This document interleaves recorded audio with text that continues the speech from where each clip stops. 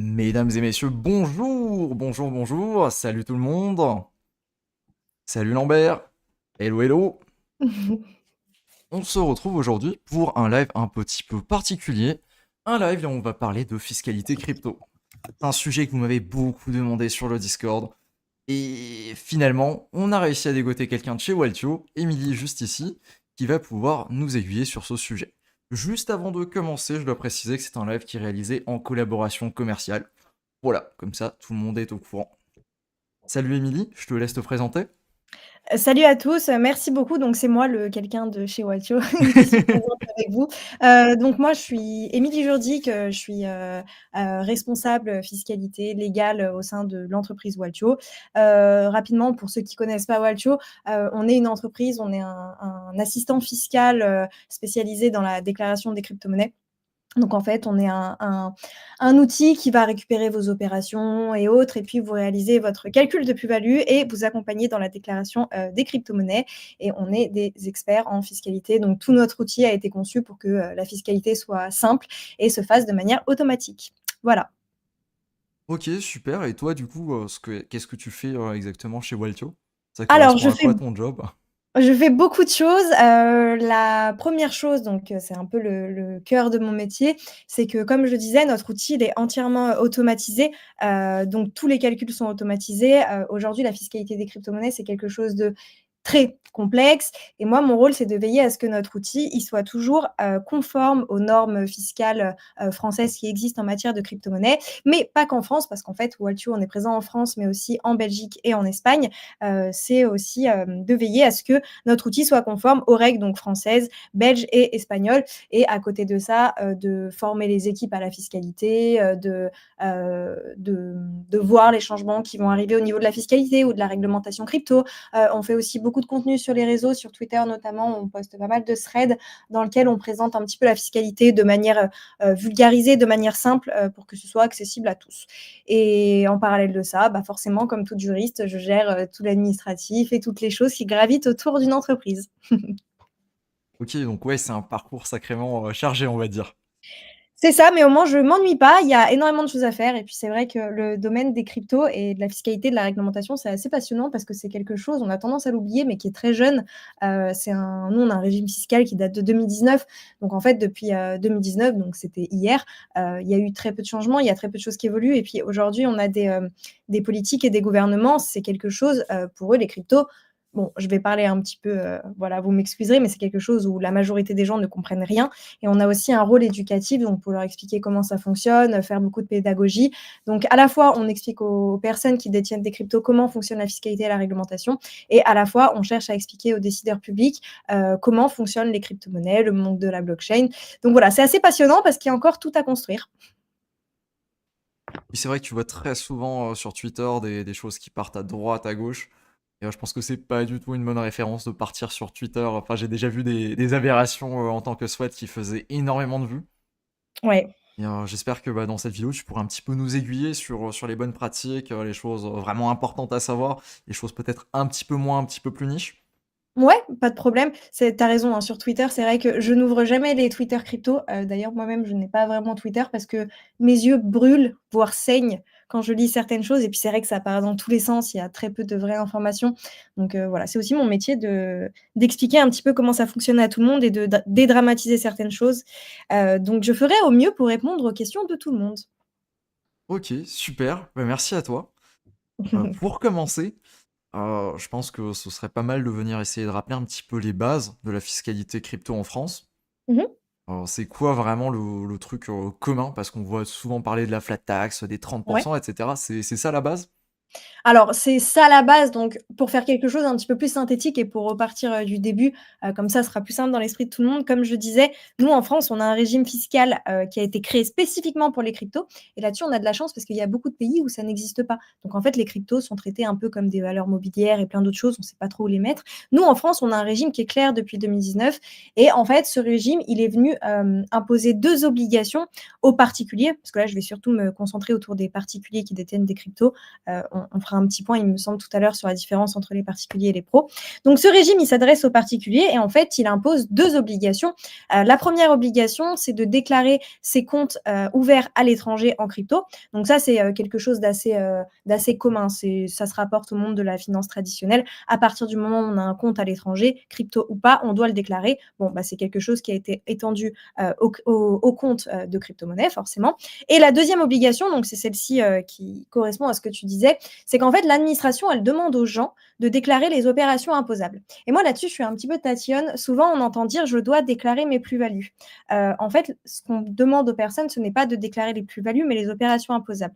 Donc, il y a beaucoup de gens, déjà, ça c'est la première chose, j'aime bien le dire et le redire, c'est que beaucoup de personnes se disent moi, je n'ai pas fait de plus-value, donc je ne dois pas déclarer.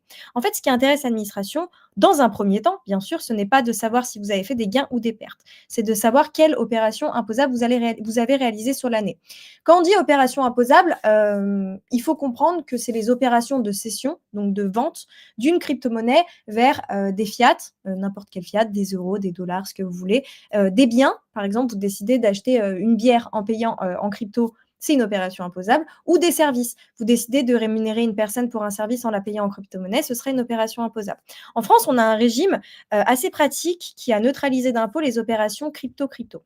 C'est-à-dire que si vous échangez vos cryptos contre d'autres cryptos, donc des stablecoins, vu que ce sont des cryptos, ces opérations ne seront pas considérées comme imposables. Donc en fait, vous pouvez faire autant d'opérations crypto, stablecoin que vous voulez, vous n'aurez pas à les déclarer. Par contre, dès qu'il y a une opération crypto vers, pour simplifier, moi j'aime bien dire vendre d'une crypto vers autre chose qui n'est pas une crypto, ce sera une opération imposable. Et en fait, l'administration, elle demande à la fin, une fois que vous avez toute cette liste des opérations, bon, bah, cette opération, c'est une crypto, elle n'est pas imposable. Ah, là, j'ai vendu des cryptos pour des euros, c'est imposable. Vous devez communiquer donc toutes ces opérations à l'administration. Et ensuite, sur ces opérations, il y aura un calcul un petit peu compliqué qui va s'effectuer. Et avec ce calcul, on saura si au global, sur toute l'année, si vous avez réalisé des gains ou des pertes. Et c'est seulement dans un second temps, si vous avez réalisé des gains, que ces gains seront imposables, en effet, à la flat tax de 30%. Je rajoute une petite parenthèse. Normalement, c'est la flat tax de 30%, c'est-à-dire que c'est ce que tout le monde va devoir payer sur ses cryptos. Mais depuis cette année, on a une nouveauté. Il est possible de choisir entre la flat tax de 30% et le barème de l'impôt, le barème progressif. Donc, pour les personnes qui ont des revenus un petit peu plus modestes, des fois, ce sera plus avantageux de choisir le barème de l'impôt. C'est-à-dire que vous n'allez pas payer 30%, vous allez payer selon les tranches de l'impôt progressif. Donc, ça va de 0 à 45%. Voilà, 0% d'impôt sous une certaine tranche, puis 11%, puis 30%, puis 45%. Donc, normalement, c'est la flat tax de 30%, mais depuis cette année, pour certaines personnes qui ont des revenus un petit peu plus modestes, ça peut être intéressant de choisir le barème progressif de l'impôt. Voilà, sur les bases. Ok, bah merci beaucoup, c'est très clair. Ça permet du coup de remettre un petit peu à plat tout ce qu'on peut lire à droite à gauche. Totalement. C'est vrai que j'avais déjà vu on va être imposé à 70%, etc. Ah, Je est-ce pense que tu veux que que j'en parle tout de suite ou est-ce que euh, tu veux que j'en parle plus tard de ça? je pense qu'on en parlera peut-être un petit peu plus tard en parlant également régime pro. Ouais, bien sûr. Et ensuite, pour rester du coup sur vraiment les bases, et ce qui va pas mal intéresser la commu, ça va également être tout ce qui est les airdrops. Je pense qu'on peut aussi le mettre dans les bases, sachant que Mmh. c'est un petit peu le sujet de la chaîne YouTube. Est-ce que tu as vu passer des informations pour les personnes qui gagnent de l'argent via des airdrops? Alors, pour les airdrops, c'est un petit peu plus flou. C'est-à-dire que, comme je disais, même si on a un régime qui a été créé en 2019 pour les crypto-monnaies, il faut bien avoir en tête que ce régime, il a été créé seulement, donc il a été créé en 2019, soit juste après le bull run de 2018, il a été créé seulement pour les cas où la personne, elle vend ses cryptos. Pour les airdrops, c'est un autre problème parce que je vais parler des airdrops et en même temps, je vais inclure les gains de stacking et de mining, par exemple. Ça, c'est pas des cryptos qu'on vend, c'est des cryptos qu'on reçoit. Et aujourd'hui, la loi, elle n'a pas prévu de régime en disant, bah, si vous recevez des cryptos, vous devrez payer tant d'impôts, vous serez soumis à tel régime fiscal. Donc là, tout ce que je vais dire, ce sont des interprétations majoritaires chez les professionnels du droit. Donc nous, chez Waltu, on travaille avec des avocats fiscalistes et forcément, quand la loi n'est pas claire, ça ne veut pas dire qu'il n'y a pas de loi. Ça veut dire qu'il y en a une, mais c'est à nous de la déchiffrer. Voilà, c'est comme ça en France. Donc en fait, aujourd'hui, quand on reçoit un gain, ce que moi j'appelle un gain passif, donc je vais inclure les airdrops, le stacking, le mining, normalement ces gains, ils doivent être déclarés sous un régime assez spécifique qui s'appelle le régime fiscal des bénéfices non commerciaux. Donc on appelle ça les BNC. C'est un régime où en fait, par exemple, je dis n'importe quoi, vous avez reçu un Ether en gain de stacking, vous l'avez reçu le 3 janvier. Le 3 janvier, quand vous recevez un Ether, cet Ether, il vaut 2000 euros. Vous devrez déclarer 2000 euros et payer de l'impôt sur ces 2000 euros. Pour les airdrops, normalement, ça devrait fonctionner comme ça. C'est-à-dire qu'on reçoit un gain, ce gain, je dois le déclarer. Mais les airdrops, c'est un petit peu plus compliqué. C'est là où je vais émettre deux hypothèses. En fait, on a deux cas pour les airdrops. On a un cas où si vous avez reçu un airdrop, mais qu'en fait, vous ne savez pas du tout que vous alliez recevoir un airdrop, c'est un peu un truc qui est tombé du ciel. C'est un petit jeu de mots si vous avez compris. Donc, le airdrop, il est tombé du ciel et vous le découvrez. Vous n'étiez absolument pas au courant que vous alliez recevoir un airdrop. Dans ce cas-là, on va considérer que ce n'est pas imposable. C'est un petit peu comme un gain de hasard. C'est cadeau. Vous ne serez pas imposable sur votre airdrop. Par contre, si vous avez dû faire des actions pour obtenir votre airdrop, vous avez dû interagir avec un protocole, vous avez dû aller sur tel site, faire telle chose, faire n'importe quoi comme action, à partir du moment où vous avez fait une action et que vous saviez qu'en faisant cette action, vous alliez recevoir un airdrop ou en tout cas que vous aviez de fortes chances de recevoir un airdrop derrière, dans ce cas-là, on va considérer que le airdrop doit être imposable et qu'il devra être déclaré à la réception. Donc, pour avoir un exemple un peu plus parlant, l'année dernière, imaginons que j'ai vu qu'il allait y avoir un airdrop et pour avoir cet airdrop, il fallait que j'aille faire des petites actions sur tel protocole. Bon, bah moi, j'ai envie d'avoir le airdrop, donc j'ai fait les actions sur le protocole. Et puis, 1 an, 6 mois plus tard, je reçois mon airdrop. Et au moment où je reçois mon airdrop, par exemple, moi, je m'appelle Émilie, donc on va dire que j'ai reçu 1000 Émilie. Ces 1000 Émilie, au moment où je les ai reçues l'année dernière, 1000 Émilie en valeur fiat, ça valait 1000 euros. Donc, en fait, moi, je devrais déclarer aux impôts que j'ai reçu 1000 émis pour une valeur de 1000 euros. Et ensuite, ces 1000 euros, ils seront imposables. Par contre, si les 1000 émises étaient tombées du ciel, j'avais rien fait pour, je n'aurais pas eu besoin de payer de l'impôt dessus à la réception. Là, tout ce que je dis, c'est quelque chose qui s'applique pour les gains quand je les reçois.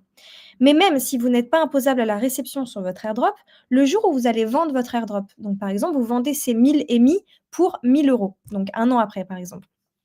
Comme c'est une vente, dans tous les cas, comme je le disais tout à l'heure, la vente d'une crypto vers des fiat sera toujours imposable. Donc, il faut bien faire cette différence entre l'impôt à la réception, qui sur les airdrops ne sera pas toujours dû, selon, comme je le disais, si c'était du hasard ou pas, et l'impôt à la cession, quand vous vendrez ces cryptos pour autre chose qu'une crypto. Dans ce cas-là, vous payerez toujours de l'impôt. Voilà. Est-ce que c'était assez clair? Yes. C'est un petit Et peu du costaud, je coup, sais. ouais, ouais, c'est beaucoup d'informations.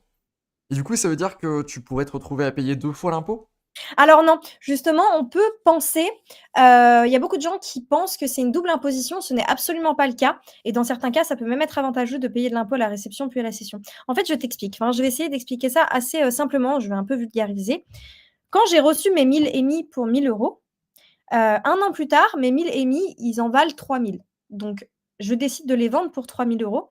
J'ai fait une plus-value de 2000 euros, vu que je les avais eus pour 1000 euros et je les ai revendus pour 3000. Donc ma plus-value, elle est de 2000 euros. Je devrais payer la flat tax de 30% sur ces 2000 euros, donc 600 euros, parce que 30% de 2000, ça fait 600. Ça, c'est dans l'optique où en fait, j'avais déclaré à la réception mon airdrop. Quand je déclare à la réception, il y a quelque chose qui va se mettre en place, c'est que le prix d'acquisition de mon airdrop, il va changer.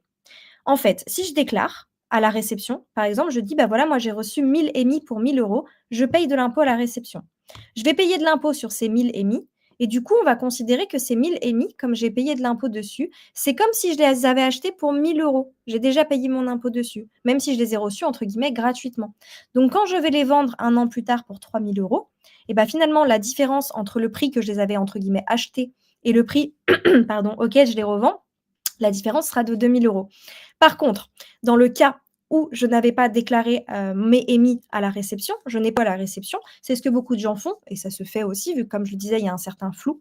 Je n'ai pas déclaré mes émis à la réception, donc je touche mes 1000 émis qui valent normalement 1000 euros, je les touche gratuitement, je ne les paye pas, et 2 ans après, je les revends pour 3000 euros, même exemple. Comme je ne les avais pas déclarés à la réception, et ben en fait, on va considérer que je les ai eus à 0 euros. Donc finalement, tout à l'heure, ma plus-value, elle était de 2000 euros.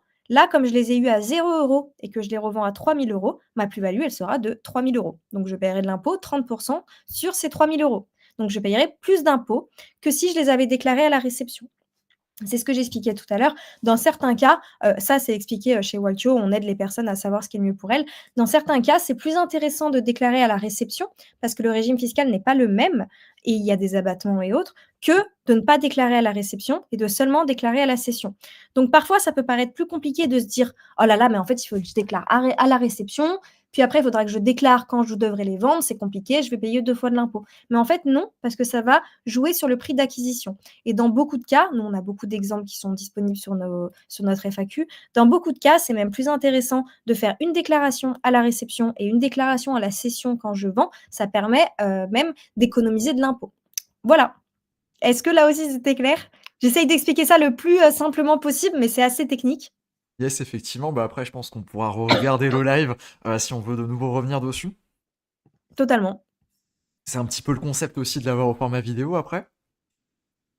Alors, ensuite par rapport à ça, j'ai aussi vu une question. Mmh. Tu disais tout à l'heure, alors ça c'était avant le sujet des airdrops, que, si on avait des revenus modestes, on pouvait payer un petit peu moins d'impôts grâce à ça. Ouais.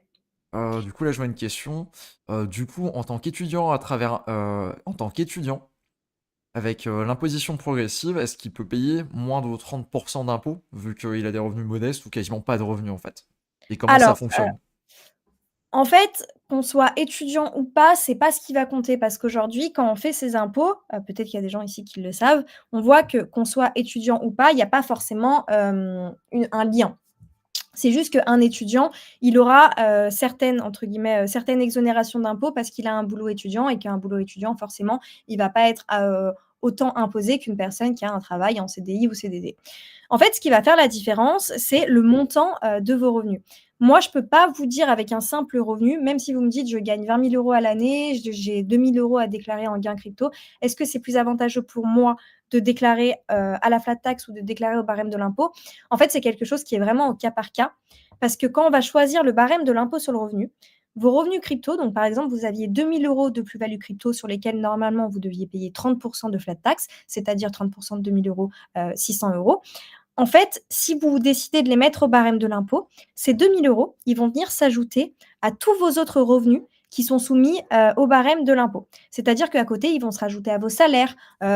Si vous avez d'autres types de revenus qui sont eux aussi soumis à l'impôt sur le revenu, ils vont également, se rajouter à ces revenus. Par exemple, je ne sais pas, vous avez réalisé des ventes, d'actions, en bourse. C'est pareil, c'est quelque chose qui sera imposable à l'impôt sur le revenu. Tout va se cumuler et après, comme c'est un palier progressif, le barème de l'impôt, ça peut vous faire passer d'une tranche à l'autre. Donc c'est assez, compliqué de répondre.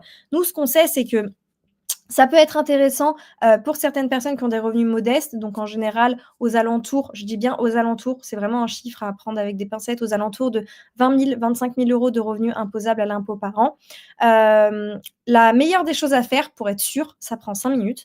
Nous, sur Watcho, dans notre FAQ, si vous ne trouvez pas, vous pouvez demander à notre service client. Dans notre FAQ, j'ai écrit un article sur, la différence entre l'impôt, sur le revenu et la flat tax et en fait, je vous donne toutes les petites étapes à suivre sur le site officiel des impôts, donc sur le simulateur, pour savoir ce qui est le mieux pour vous. Donc c'est assez simple, ça prend 5 minutes à réaliser les étapes et à la fin, ça peut vous permettre de savoir, dans un cas, vous allez payer plus et dans un autre cas, vous allez payer moins. C'est super important de réaliser cette petite simulation. Si vous vous posez la question, comme je disais, ça prend 5 minutes et vous pouvez économiser des centaines, d'euros d'impôts, si vous faites un choix ou l'autre. Voilà, donc c'est, quelque chose, vraiment à savoir, c'est du cas par cas. C'est selon les revenus que vous allez déclarer, selon votre situation, parce qu'il y a ça aussi. Là, on a pris l'exemple d'une personne qui était étudiante. Donc, cette personne, il y a de fortes chances qu'elle ne soit pas imposable sur ses salaires et que du coup, cette personne, si elle n'est pas imposable sur ses salaires, si elle décide de mettre ses cryptos au barème de l'impôt, c'est possible qu'elle n'ait pas du tout d'impôt à payer, vu que ça restera dans la tranche des 0%. Cette tranche, elle est en dessous de 11 000 €. Mais après, il y a encore plein d'autres facteurs. Par exemple, il faut savoir si la personne, elle est célibataire, parce que quand on est célibataire, on n'a qu'une seule part fiscale. Est-ce qu'on est marié? Parce que dans ce cas-là, on va prendre les revenus de la personne avec qui on est marié. Est-ce qu'on a des enfants? Voilà, il y a énormément de cas à prendre en compte. Donc, le mieux, allez sur notre article de FAQ de Waltio, regardez comment choisir entre la flat tax et le barème de l'impôt et vous suivez toutes les petites étapes que j'ai mis en capture d'écran. C'est très facile, ça prend 2 secondes et vous me remercierez pour les centaines d'euros d'impôts économisés. Voilà. Ouais, super. C'est génial d'avoir, des petits outils comme ça.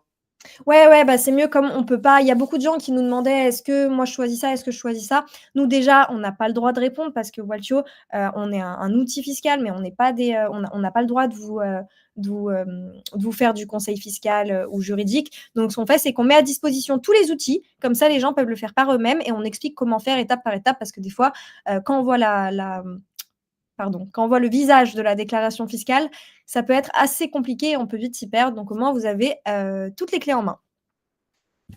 Ok, bah tip top, merci beaucoup. Beh, je t'en prie.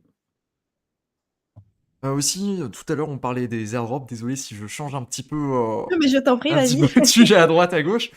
Pour les airdrops, tu disais donc qu'au niveau des airdrops, si on considérait qu'on les avait reçus de façon aléatoire, Mmh. ils étaient pas imposables du coup. C'est ça. Qu'est-ce qui pourrait caractériser le fait qu'on les reçoive de façon aléatoire ou pas? Est-ce qu'il y a Alors, un seuil que tu verrais comme c'est aléatoire, c'est pas aléatoire? Est-ce que c'est vraiment au hasard? C'est eh c'est bah, nous alors qu'on choisit? justement, ça, c'est un peu le gros problème, c'est à partir de quel moment on peut considérer que c'est aléatoire? À partir de quel moment on peut dire: «Ah bah non, moi je savais pas que j'allais recevoir un airdrop». Alors encore une fois, ce que je veux dire, c'est pas du tout, ça a pas valeur de loi, c'est pas du conseil, c'est plus mon interprétation à moi et l'interprétation des professionnels du droit en général. C'est, je peux prendre l'exemple, d'un ami, qui lui a fait des trucs sur un protocole un petit peu, étrange, un petit peu exotique, moi j'aime bien ce mot, il y a 2-3 ans. Et cette année, il y a un airdrop qui a pop, donc plusieurs années après, pour plusieurs milliers d'euros. Et à l'époque où il était sur ce protocole, il n'avait aucune idée qu'il allait avoir un airdrop à ce moment-là, 3-4 ans après, enfin 2-3 ans après, pardon. Donc c'est quelque chose qui est un petit peu tombé du ciel. Ça n'avait absolument pas été prévu. C'est quelque chose qui est venu récompenser donc les premiers utilisateurs de ce protocole. Donc dans ce cas-là, on peut dire que c'était de l'aléatoire.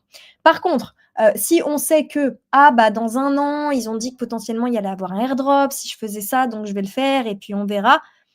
Et bah, dans ce cas-là, la personne, elle est peut-être allée interagir avec le protocole seulement parce qu'elle a vu que potentiellement, dans 6 mois ou un an, il y allait avoir un airdrop. Donc en fait, je dirais que c'est un peu, alors c'est compliqué à déceler, c'est un peu l'intention. C'est quelle était votre intention au moment où vous avez réalisé les actions? Est-ce que vous êtes allé bidouiller un protocole parce que vous trouviez ça amusant? Ou est-ce que vous l'avez fait parce que vous saviez qu'il y avait un airdrop à la clé? Voilà. Donc c'est vraiment quelque chose, encore une fois, de très cas par cas. Mais j'ai envie de dire qu'en général, quand on reçoit de manière aléatoire un airdrop, on est les premiers surpris et on sait que c'était aléatoire. Alors que dans les cas où, on suit des personnes qui nous expliquent comment, chasser des airdrops, bon, on a fait des actions, on s'est renseigné, on a fait certaines choses et dans ce cas-là, on peut plus vraiment dire que c'est de l'aléatoire. J'allais dire, ouais, avec la chaîne, je pense que je peux Exactement. difficilement, je pense que je peux difficilement dire que je chasse pas les airdrops, quoi. Voilà, pour toi, c'est un petit peu plus compliqué en effet de dire: «Ah bah non, je savais pas, j'ai reçu plein d'airdrops». Bon, C'est un à petit peine peu pas plus dur à documenté défendre. depuis 2 ans et demi, sur la chaîne, c'est vrai que compliqué. Non, mais effectivement, pour d'autres personnes, les personnes qui suivent du coup les vidéos, et cetera, c'est vrai que ça pourrait être plus intéressant et ça peut justifier, je pense, que c'était, un airdrop aléatoire, quoi. Ouais, oui, oui, il y a si des personnes viennent sur ta chaîne et regardent pour savoir comment, avoir des airdrops, bah, là, on peut se dire qu'elles se sont renseignées. Heu, Après voilà, ça dépend, peut-être qu'il y a des personnes qui vont tomber dessus, qui vont faire certaines choses, sans vraiment comprendre. Voilà, c'est vraiment, c'est très compliqué de définir ce qui est de l'aléatoire ou pas. C'est vraiment du cas par cas, c'est une situation qui doit être exposée et s'il y a des personnes qui sont concernées par cette question, qui ont, peut-être reçu des airdrops pour, des sommes assez conséquentes et qui se disent: «Oh là là, mais est-ce que c'est de l'aléatoire ou pas?» Moi, le conseil, ça, j'ai le droit de le faire comme conseil, je peux quand même faire certaines choses. Le conseil que je peux vous donner, c'est de, s'il y a vraiment des sommes importantes en jeu et si c'est assez compliqué, vous avez une situation assez compliquée, le mieux, c'est d'avoir recours à un avocat, spécialisé dans la question qui pourra vous aider et vous accompagner.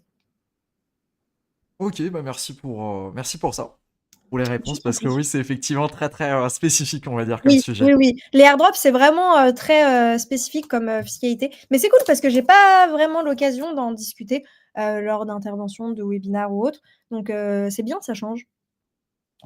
Oui, c'est vrai que c'est un petit peu, une communauté assez à part, on va dire. Un petit peu de niche, oui. C'est pas encore très, très connu. OK, donc merci pour la réponse. Ensuite, je pense qu'on peut commencer à parler un petit peu de Waltio aussi. Ouais, bien sûr. On va faire le petit segment sur Waltio et du coup expliquer un petit peu comment ça fonctionne. Ouais, alors, je crois que tu dois partager ton écran, mais moi je ne Yes. vois pas ton écran. Je vais À partager tout de suite. Je vais à moins basculer. que J'ai en fait un fait compte de démonstration. ouais, est-ce que je peux avoir le lien du live? Parce qu'en vrai, c'est vrai que moi je parle, mais Yes, bien sûr, je t'envoie ça tout de suite. je vois rien du tout. Je t'envoie ça tout de suite. Super, Alors, hop, hop, hop, hop, hop. C'est ici, tac. Tu vas avoir la notif. super. Ah bah oui, c'est mieux. C'est mieux Pardon, effectivement j'ai de avec la le live. pub dessus. Oui, c'est beaucoup mieux. Hop, attends parce que je suis désolée, j'ai des pubs. Ah mince. J'ai pas envie de payer YouTube, donc je regarde des pubs, voilà, qui sont un petit peu longues. Hop, ah bah super, je vois ton écran, donc tu es déjà sur l'interface, de Walcho, donc c'est top. Très rapidement tout à l'heure, donc j'ai parlé de Walcho, mais j'en ai fait une petite, présentation, très succincte pour ceux qui nous ont rejoints en cours de route. Donc, pour faire quelque chose d'un petit peu plus structuré. Walcho, il faut savoir, donc comme je disais, que c'est un outil qui permet de calculer, ses plus-values crypto qui a été créé en 2019. Donc ça fait déjà, 5 ans que Walcho existe. Quand je dis calculer ses plus-values, on fait pas que ça c'est un petit raccourci. Walcho, ça permet surtout d'aller récupérer toutes vos opérations en se connectant par API, en récupérant les opérations de tous vos comptes. Donc en fait, vous avez vraiment une centralisation de toutes vos données crypto, de toutes vos transactions qui sont réunies au même endroit. Et après, de manière automatique, notre outil, il va appliquer des labels, il va savoir, vous avez reçu une opération, ah bah c'était du stacking et du coup, il va appliquer la bonne fiscalité du stacking. Voilà, il va faire tous les calculs, il va identifier vos opérations imposables, il va faire le calcul tout seul parce que le calcul des plus-values, je vous en ai pas parlé, je vous ai épargné ça parce que le calcul des plus-values, il est horrible. Tout à l'heure, je vous ai expliqué que si j'achetais une crypto à 1000 euros, je la revendais à 3000, la plus-value, elle était de 2000 euros. Ça, c'est la version simple, mais en vrai, en France, ça se passe pas comme ça. C'est beaucoup, beaucoup, beaucoup plus compliqué. Donc ça, l'outil le fait tout seul. Voilà, il faut savoir qu'aujourd'hui, on a 60 000 utilisateurs, utilisateurs européens qui utilisent Walcho pour réaliser leur déclaration fiscale en France, en Belgique et en Espagne. Et surtout, le petit truc intéressant, c'est que je vous encourage à aller essayer Walcho. Jusqu'à 50 transactions, c'est gratuit, il n'y a pas besoin de carte bancaire, il n'y a pas d'engagement, voilà. Et l'outil, il a été développé avec des pros du droit, donc pour garantir un calcul conforme. Voilà ce que je peux dire sur Walcho. Je te laisse présenter. Ok, bah écoute, moi j'ai eu l'occasion de tester un petit peu pour regarder ce que ça donnait. Parce qu'évidemment, c'est toujours mieux de tester les choses. Bien sûr. Et voilà ce que ça donne. Donc j'ai importé un compte, c'est un wallet. Donc pour ça, je suis juste allé dans ajouter un compte. Et en fait, on peut sélectionner, donc par exemple pour les différentes blockchains. Quand on va sélectionner une blockchain, on peut tout simplement, donc ici, connecter mon API. Et en fait, là, tu as le choix. Donc c'est, enfin, t'as le choix, ça va surtout être l'adresse en fait. Donc là, on peut coller une adresse. Et en collant l'adresse, ça va automatiquement venir chercher toutes les blockchains sur lesquelles on a des transactions. Donc là, sur ce wallet-là, ça va afficher donc, le nombre de transactions. J'ai des transactions sur Optimism, sur la BSC, sur Ethereum, etc. Sur pas mal de blockchains différentes. Alors malheureusement, il n'y a pas tout qui est pris en charge. Il me semble par contre qu'on peut les rajouter à la main si c'est Alors, pas pris en charge. il n'y a pas tout qui est pris en charge, mais on en supporte énormément. On supporte vraiment, vraiment beaucoup, beaucoup de plateformes, de wallets.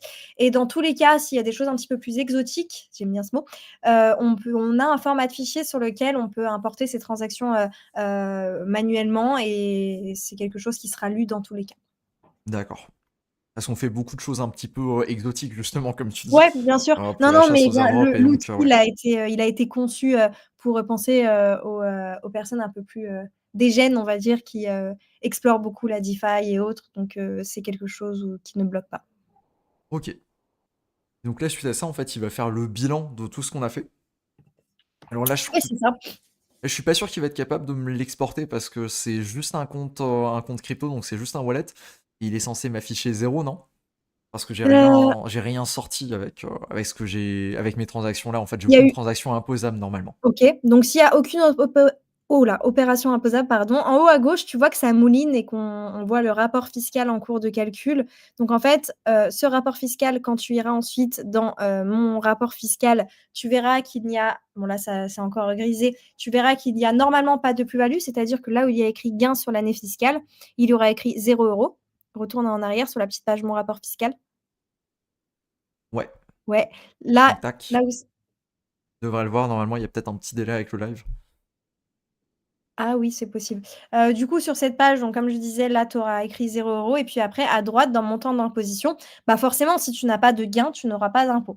Mais pour une personne qui aurait réalisé, je ne sais pas, peut-être 1 000 transactions sur l'année et sur ces 1 000 transactions, elle aurait 100 opérations imposables, nous, on aurait calculé donc le gain sur ces 100 opérations imposables en ajoutant les plus-values, les moins-values potentielles et on aurait donné à la personne le montant d'impôt qu'elle aurait dû payer et ensuite, tu vois, tu as un petit bouton grisé où il y a écrit «Débuter ma déclaration fiscale Yes. 2023». La personne, elle aurait juste eu à cliquer sur ce petit bouton et on lui expliquait pas à pas, avec juste des copier-coller, comment remplir sa déclaration. Voilà comment fonctionne Waltio. Donc ça, c'est juste les grandes lignes de Waltio. Après, on a plein d'autres outils, comme tu peux le voir dans mes documents en bas. Tu vois un petit encadré tous les documents, contrôle Yes. fiscal, rapatriement bancaire. Donc c'est pas seulement Waltio n'est pas utilisé seulement pour calculer ses impôts, mais c'est aussi quelque chose qui permet d'assurer sa comptabilité dans un sens, même si on n'a pas d'opération imposable, de pouvoir déjà avoir une synthèse de toutes ces opérations qui soient centralisées au même endroit et qui permet aussi de récupérer des documents pour l'administration, notamment si on a un contrôle fiscal, on en parlera après, il me semble, et dans les cas où certaines personnes veulent rapatrier leurs fonds qu'elles ont eu suite à la vente de crypto-monnaies sur leur banque et les banques elles disent non, non, non, tu dois me donner des documents et ces documents ils sont assez compliqués à trouver donc nous chez Waltio on les fournit. Voilà donc on a vraiment plein de choses qui sont délivrées avec Waltio. D'accord, et je voulais aussi dire, j'avais trouvé juste ici, déclarer les comptes à l'étranger. J'avais trouvé ça super sympathique et super bien Ouais, fait. Là où directement, parce que c'est un truc qu'on doit déclarer, donc on en avait parlé au tout début du live. Et c'est pareil, en fait, on a juste à chercher, par exemple, j'ai un compte Binance. Voilà, j'ai toutes les informations, toutes les choses que je vais devoir déclarer et ce que je vais devoir remplir. Voilà, donc j'ai aussi trouvé ça super sympa que ce soit disponible comme ça. On peut juste faire un copier-coller et puis let's go. ouais, totalement. Parce que c'est vrai que la déclaration des comptes à l'étranger, bah, je pense que vous, enfin toi, moi et toutes les personnes qui nous écoutent, la majorité, on a plusieurs comptes crypto. Donc, à chaque fois, l'administration, elle nous demande de donner l'adresse, le pays, le complément d'adresse, la rue, le code postal. Et aujourd'hui, c'est compliqué de trouver une adresse, la vraie adresse, parce qu'il peut y avoir plusieurs sièges sociaux, il peut y avoir des entités en France, pas en France, en Europe, hors de l'Europe. Voilà. Donc, nous, c'est un petit registre qu'on met à jour tous les ans dans lequel vous retrouverez toutes les informations. Et pareil, un petit copier-coller, comme tu disais, c'est facile. Ok, très pratique.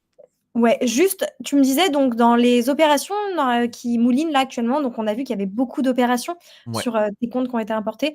Quand il y a beaucoup d'opérations, forcément, le logiciel, il prend un petit temps parce qu'il y a tous les calculs qui vont être effectués, toutes les opérations qui vont être labellisées. Donc ça prend un certain temps avant que le rapport se fasse. Donc c'est normal que ça mouline un petit peu. Ok, d'accord. Ouais, effectivement, j'ai lancé il y a pas très très longtemps, juste avant Ouais. le live. Et donc on peut importer aussi différents comptes. Donc là, comme on a pu le voir déjà, donc une adresse tout simplement. Je pourrais également m'amuser à ajouter une autre adresse. Donc il Ouais, bien suffit sûr. que je sélectionne une blockchain, par exemple Avalanche, et je viens rajouter une autre adresse. Ça va venir cumuler les transactions, c'est ça? C'est une bonne oui, bah oui, si tu as plusieurs adresses, Ouais, oui, hein. bien sûr, ça va venir cumuler les transactions. Et ça marche aussi du coup pour tout ce qui est échange. J'ai vu un Binance ici. Exactement. En Du fait, quand coup tu ici cliques, c'est sur, l'API. ouais, c'est Ouais. ça, quand tu cliques sur ajouter un compte, nous, là, tu as toutes les plateformes qu'on supporte et autres et après tu as l'API et si, il y a pas d'API, comme je disais, on peut toujours passer, par un fichier. Et je vois ici, il dit importer un fichier. Exactement. Ok, ouais, tip top. Donc pour ceux qui veulent tester, il y a effectivement la version gratuite, c'est ça? C'est ça, en fait, on propose plusieurs formules, donc qui offrent, accès à plus ou moins de services, parce que j'en ai pas parlé, mais à gauche, sur tes petites icônes, on voit ma Yes, stratégie fiscale. effectivement.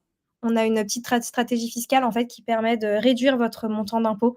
C'est-à-dire que nous, notre outil va faire des calculs et vous dire, comment réduire votre montant d'impôt en vous proposant de réaliser certaines opérations qui peuvent, réduire votre montant d'impôt, voire totalement, le neutraliser sous certaines conditions et c'est potentiel, hein. Voilà, encore une fois, c'est quelque chose qui est automatique. Donc en fait, on a plusieurs plans et la formule, on a une formule gratuite jusqu'à 50 transactions, ce qui peut vous permettre de tester l'outil, de voir un petit peu comment il fonctionne, notre interface et autres et cette formule, elle est totalement gratuite, il y a pas d'engagement, il y a pas de carte bancaire, il y a rien du tout. Voilà, donc je vous recommande fortement d'aller, tester pour voir, comment, notre outil se présente. Voilà, et tout ça, c'est disponible directement dans la description. Donc si vous voulez tester, comme dit, avec 50 transactions, ou alors même prendre un de vos petits wallets pour pouvoir regarder à quoi ça ressemble. Et en plus, il y a exactement tout le détail qu'on va pouvoir voir ici à quoi ça ressemble. Donc avec les transactions, pour chaque type de transaction, etc. Donc c'est Voilà. super bien fait, quoi. Voilà. Il y a également un code en description, Thomas10, avec 10% de réduction dessus pour ceux qui veulent prendre la version payante et qui veulent du coup pouvoir générer les documents et avoir un truc qui est bien carré, qui soit bien disponible facilement. J'avais une autre question que j'avais vue. Est-ce que ça a une valeur juridique? Enfin, quel type de valeur juridique ça a, les documents qui sont générés par Waltio? Alors, on n'a pas de valeur juridique au sens où on n'est pas, agrégé par l'administration fiscale, il y a pas, ces choses-là. On est une entreprise privée, bien sûr. Par contre, comme je disais, on travaille avec des avocats fiscalistes, experts, dans la fiscalité des crypto-monnaies. Je suis également là pour m'assurer que l'outil soit conforme. Donc, c'est quelque chose qui, même si ce n'est pas officiellement reconnu par l'administration, si je peux donner, des petites anecdotes, nous, on a eu beaucoup de personnes qui ont eu, c'est un autre sujet, mais qui ont eu des contrôles fiscaux, notamment du fait de sommes importantes en crypto-monnaie. Donc les personnes ont eu un contrôle fiscal et le fait d'avoir fourni des documents qui ont été créés via l'outil Waltio, ça a permis entre guillemets, ça a conduit à l'abandon du contrôle fiscal parce que la personne pouvait justifier de toutes ces opérations, de ces montants en donnant les fichiers Waltio. Parce que comme je disais tout à l'heure, en fait, nous, on ne fait pas seulement du calcul de l'impôt, en fait, on fait de la centralisation, on récupère toutes vos données, toutes vos opérations et ensuite, on va vous mettre ça sur des documents propres qui seront chronologiques. On verra vraiment toutes les opérations, tout ce qui s'est passé sur vos comptes. Et ça permet à l'administration, quand vous faites votre déclaration, quand vous lui envoyez ça, c'est très propre, c'est très clean. Donc forcément, ça réduit les risques de contrôle fiscal et les risques qu'on vous pose des questions après. En cas de contrôle fiscal, forcément, vous donnez ça. Donc pareil, ça montre qu'il y a eu du sérieux, ça montre que tout est propre. C'est pas un fichier Excel que vous avez tenu à la main. Et même chose, si vous souhaitez, ça c'est le problème qui est en train de monter, si vous souhaitez rapatrier vos fonds vers une banque, nous, on vous fournit les documents. Et pareil, quand les documents sont fournis, comme c'est quelque chose qui est très pro, c'est vraiment de l'agrégation de données pure. C'est des documents qui sont acceptés donc par l'administration et par les banques. Voilà. Et Ok, on n'a pas eu merci beaucoup de. pour l'explication. Je t'en prie. On n'a jamais eu de retour de clients qui nous ont expliqué que l'administration fiscale n'avait pas accepté les documents Waltio ou que les documents n'allaient pas. Voilà. Au contraire, c'était toujours l'effet inverse. Ok, ouais, parce qu'effectivement, si tu dois t'amuser à faire tout ça à la main, c'est probablement très compliqué, surtout qu'on a Oula, beaucoup de extrêmement. transactions. C'est extrêmement compliqué, comme je l'ai dit, le calcul des plus-values, il est extrêmement complexe. C'est pas seulement du j'ai acheté un bitcoin à 10 000 euros, je le revends 30 000 euros, je vais payer 20 000 euros. Non, c'est pas comme ça que ça marche. C'est très, très, très compliqué, la formule de calcul. En fait, à chaque fois que vous faites une opération imposable, je le redis parce que je vois qu'il y a des questions dans le chat, opération imposable, c'est quand vous vendez votre crypto contre des fiat, contre des biens ou contre des services. Quand vous faites une opération imposable, on va vous demander de faire un calcul très compliqué et ce calcul, il va prendre en compte une fraction de la valeur totale de votre portefeuille. Je parle un peu chinois, valeur globale de votre portefeuille, c'est-à-dire toutes vos cryptos que vous détenez, même si vous vendez un bitcoin, même si vous avez des Ethers qui sont en stacking sur un protocole ou si vous avez des choses sur une ledger, vous devrez connaître à ce moment précis où vous vendez votre bitcoin la valeur des Ethers pour pouvoir faire le calcul. Et là, je vous ai parlé d'Ether, mais je vous laisse imaginer si vous avez 10, 20, 30 cryptos différentes et que vous avez des cryptos un peu par là, un peu par là, un peu sur une ledger, un peu en stacking, un peu en crowdloan, c'est je ne sais où, c'est extrêmement compliqué. Donc ça, c'est ce que Waltio propose. Ok, merci beaucoup pour les explications détaillées. Du temps pris. J'ai vu, en fait, tout à l'heure, Enfin, tout à l'heure, ça fait 2-3 semaines que je m'amuse à choper les questions à droite à gauche de la communauté, et je pense qu'on va passer là-dessus. Allez, ça me va. Impec. Hop. C'est vrai que je vois qu'il y a beaucoup de questions dans le chat. Ouais, les questions du chat, oh, on va faire quelques questions du chat, sinon aussi peut-être en même temps. On va Ouais, mais alterner la l'une ou majorité, l'autre. il me semble qu'on les aborde déjà. De toute façon, c'est des questions qui reviennent souvent. Mais je pourrais répondre à 2-3 questions du chat si c'est sur le même sujet. Ok, super.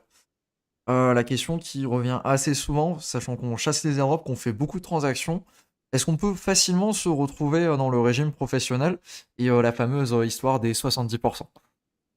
Alors, la fameuse histoire de 70%. Donc ça, pour ceux qui n'ont pas suivi, même si je pense que vous avez tous suivi, il y a eu des débats donc sur la Twitter Sphere qui disait que les gens pouvaient être qualifiés en professionnel et donc au lieu de payer de l'impôt à 30%, ils paieraient 70% d'impôt. Alors, moi, c'est un sujet qui m'a un petit peu piqué les yeux. C'est un sujet, c'est pas totalement vrai ce qui est dit. En fait, c'est beaucoup de raccourcis. Tout à l'heure, quand je vous expliquais le régime fiscal, je vous disais que ce régime fiscal, donc la flat tax de 30%, C'était, quelque chose qui avait été mis en place pour ce qu'on appelle le particulier occasionnel. Le particulier occasionnel, c'est la personne qui a des cryptos, mais ce n'est pas son métier. Sinon, la personne, elle passe en professionnel. Et du coup, pour savoir si on peut être qualifié en pro, c'est assez simple et en même temps assez compliqué. Encore une fois, c'est du cas par cas.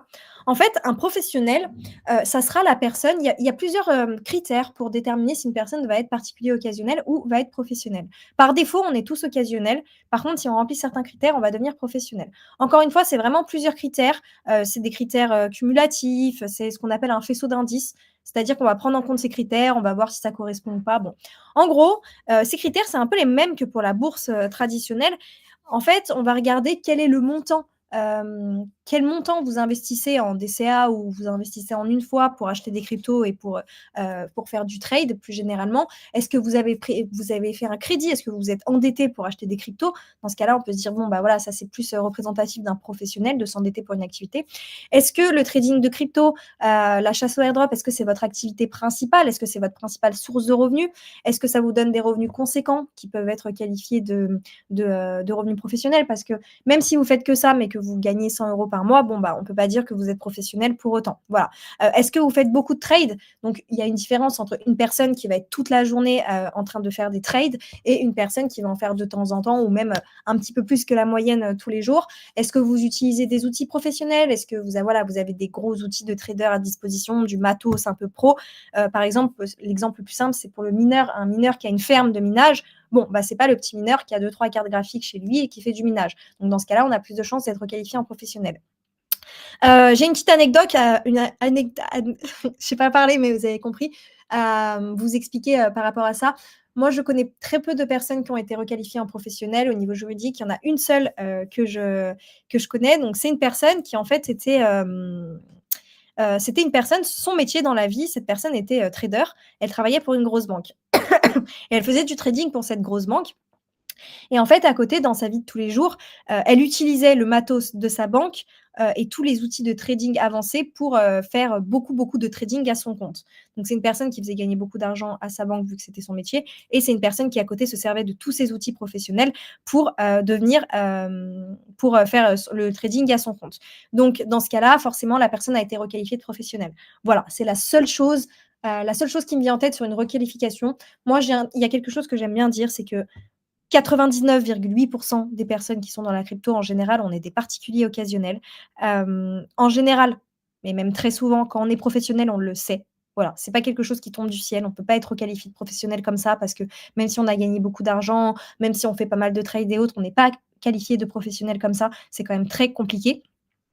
Et si vous avez toujours un doute, malgré ce que je vous ai expliqué pour vous qualifier, il y a 2 possibilités, si vraiment vous voulez, comprendre comment ça se passe.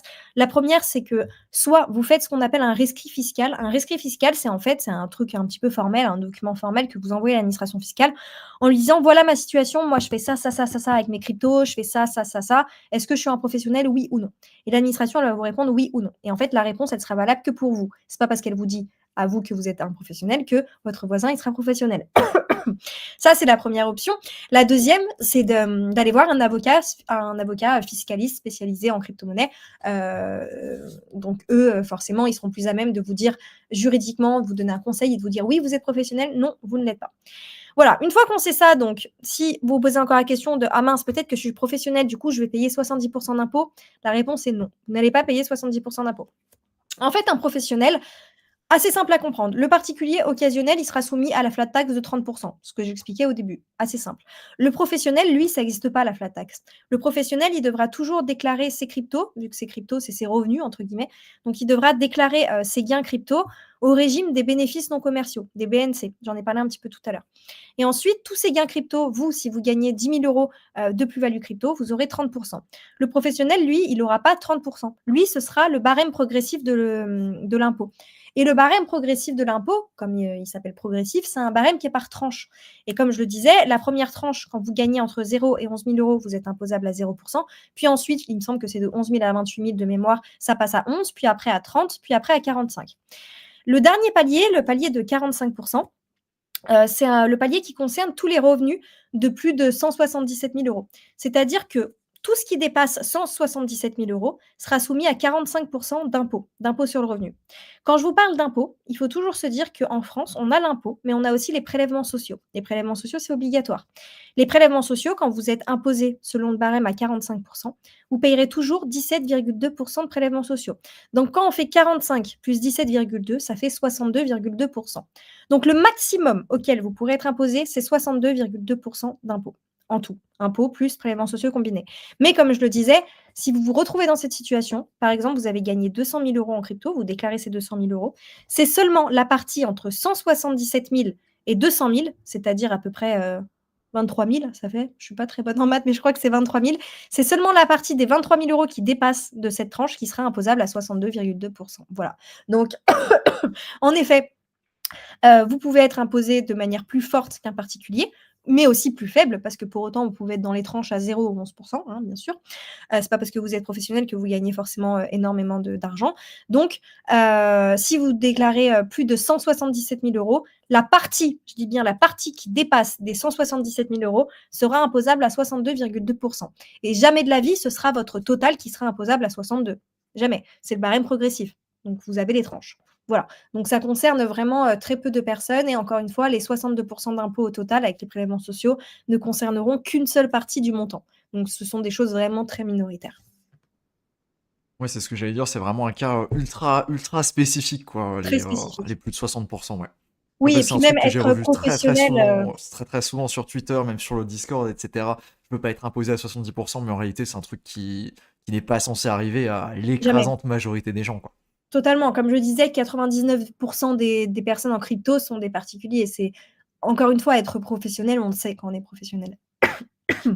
Ok, très bien. Voilà. Donc il y a très peu de chances que ce soit nous, quoi. Il y a très Est-ce peu de que... chance. Après, il faut voir chacun de vos profils. Si on a une personne ici qui nous écoute, qui passe ses journées, voire ses nuits, devant des outils de trading avec des bots de trading qui trade des sommes très importantes et qui gagnent des sommes très importantes, peut-être, je dis bien que dans ce cas-là, la personne pourrait être professionnelle. Dans ce cas-là, voilà, un rescrit fiscal ou on contacte un avocat fiscaliste si on est dans cette tranche. Ok. Merci pour la clarification là-dessus. Je pense qu'il y avait vraiment besoin d'avoir Oui, un bon gros pavé si, là-dessus si, pour qu'on soit ok. Et ouais, nickel. Merci beaucoup. je t'en prie. On entend que lorsqu'on fait des achats en crypto, c'est considéré comme du withdraw, pardon, comme un retrait et comme quelque chose d'imposable. Mmh. C'est tous les achats, c'est-à-dire à partir du moment là où on ressort de l'argent en fiat, ou alors également quand on va acheter, je sais pas, par exemple le pain, etc., avec une carte crypto. Alors, comme je le disais au début, mais je pense qu'il y a des personnes qui n'étaient pas assidues et qui ont loupé le début, c'est pas bien. Tout ce qui est opération imposable, donc les choses qui vont être imposables, c'est pas seulement le fait de vendre ses cryptos contre des euros. C'est le fait de vendre ses cryptos, ou plutôt d'échanger ses cryptos contre quelque chose qui n'est pas une crypto. C'est-à-dire que quand je décide d'aller à la boulangerie et ma boulangerie, trop bien, elle accepte les bitcoins, et ben moi, je paye mon pain en bitcoin. Donc, je vais donner, je ne sais pas combien de satoshi pour acheter ma petite baguette. C'est une opération imposable parce qu'en fait, j'échange des cryptos contre quelque chose qui n'est pas une crypto, du pain. Du pain, enfin, moi, je ne crois pas que ce soit une crypto, du pain. Il y a des gens qui se disent, bah oui, mais si la personne, le commerçant, il accepte les cryptos, il n'y a pas de conversion crypto vers euro. Mais en fait, ça ne change rien parce que votre crypto, vous l'échangez contre quelque chose qui n'est pas une crypto, du pain, des courses, une voiture. Et même, si je prends l'exemple, on va prendre l'exemple de Tesla pour rester original. Je vais chez Tesla et je dis, bah, je sais que vous acceptez le Bitcoin, je veux acheter une Tesla en Bitcoin. Donc, je donne du Bitcoin et derrière, je repars avec une Tesla. C'est une opération imposable parce que même si Tesla ne va pas faire de conversion Bitcoin vers euro, normalement, la Tesla vaut, je ne sais pas, 50 000 euros. Du coup, je vais donner un Bitcoin. Même si derrière, quand je vais payer donc sur le petit TPE, il n'y aura pas de conversion Bitcoin vers euro, à partir du moment où je donne un Bitcoin en échange d'un bien, donc en l'occurrence une Tesla, ce sera une opération imposable. Et ça marche pour tous les cas, à partir du moment où vous échangez votre crypto contre autre chose qui n'est pas une crypto. Voilà, la seule exception, comme je le disais pareil au début de ce live, c'est quand vous échangez vos cryptos vers une autre crypto. Vous faites un swap, un échange Bitcoin vers Ether, bon, bah, ce ne sera pas imposable. Vous faites un échange de 1 Bitcoin contre 50 000 USDT, un stablecoin n'importe lequel, ce ne sera pas imposable. Par contre, quand vous échangez une crypto contre autre chose qu'une crypto, pardon, il y a Ferrari aussi, oui, bien sûr, ce sera une opération imposable. Voilà. Ok, super. Que faire pour une personne qui n'a pas tout son historique, qui par exemple a débuté dans la crypto il y a 5-6 ans, Mmh. s'est jamais posé la question de ressortir de l'argent, et aujourd'hui voudrait peut-être ressortir une partie de son argent sous la forme de plus-value, on l'espère en tout cas. Est-ce qu'il y a quelque chose de spécifique à faire? Alors, si c'est une personne donc qui est en crypto depuis, longtemps, donc tu disais 2016-2017, cette personne-là, ce qui risque d'être très compliqué si aujourd'hui elle se décide donc cette personne elle a hold depuis, quasiment, 8 ans et aujourd'hui elle se décide de vendre ses cryptos et de sortir l'argent, elle va se confronter à plusieurs choses. La première, c'est que quand elle va vouloir calculer son impôt, comme je le disais, pour calculer son impôt, c'est très compliqué parce qu'il va falloir qu'elle se rappelle de toutes les cryptos qu'elle possède, mais également qu'elle sache précisément combien elle a investi dans son portefeuille. C'est-à-dire que cette personne, peut-être que depuis 8 ans, elle fait un DCA et au bout de 8 ans, elle se rappelle peut-être plus combien elle a investi en crypto et ça, c'est essentiel pour le calcul de l'impôt. Et la troisième chose, la chose qui risque de se présenter, c'est que cette personne, en voulant retirer, quand elle va vouloir transférer cet argent sur sa banque, les banques, elles sont tenues à des règles, hein. Elles ont l'obligation de demander d'où ça vient. Et la banque va vous demander de justifier ces fonds, d'où ça vient, de donner des documents. Et ça, vous serez incapable de le faire. Donc en fait, nous, chez Walcho, ce qui se passe, c'est que, comme je le disais, comme on récupère l'historique, en fait, depuis l'origine, si vous avez commencé les cryptos en 2016, on sera capable de récupérer toutes vos opérations depuis 2016. Et on vous fera, c'est ce que je disais tout à l'heure, on va plus loin que le simple calcul des plus-values, on vous fera un historique, donc des documents conformes à ce qu'attend l'administration ou ce qu'attendent les banques, un document qui va vous présenter tout ce qui s'est passé depuis 2016 sur tous vos comptes. Donc ça sera sûrement des documents très conséquents, il y aura peut-être beaucoup d'opérations, mais au moins vous aurez tous les coûts. Vous aurez les coûts de ce que vous avez investi depuis 2016, qu'est-ce que vous avez fait comme opération imposable depuis 2016, quelle serait votre plus-value et quel serait votre montant d'impôt. Voilà comment ça fonctionne. Sinon, à part tout refaire à la main, si on enlève Waltio de l'équation, ça voudrait dire aller sur toutes ces plateformes que j'ai ouvertes depuis 2016 et je prends un tableau Excel et je note tout. Les coûts, combien j'ai acheté, combien j'ai sorti, quand j'ai fait un échange de 1 bitcoin vers de l'USDT, combien valait le bitcoin et à combien je l'avais acheté, combien j'avais investi. Ah, est-ce que là j'ai eu une moins-value, là est-ce que j'ai une plus-value. Voilà, c'est mission impossible, je pense. Ouais, ça demande quand même vraiment de la détermination, je pense. Totalement. Un cas assez, on va dire, marrant. Admettons qu'on déclare donc qu'on a des comptes et qu'on a investi dans la crypto. Est-ce qu'il y a moyen de dire qu'on a perdu notre wallet, l'accès à nos fonds, etc. Alors, donc j'imagine que de dire qu'on a perdu son wallet, l'accès à ses fonds, c'est, si on le dit, je pense, je présume que c'est pour éviter d'avoir à payer de l'impôt, dire à l'administration: «Ah bah, bizarrement, j'avais une ledger, bon, je sais pas où elle est, je l'ai perdue». Elle est tombée du Heu, bateau, tombée du voilà, yacht. exactement.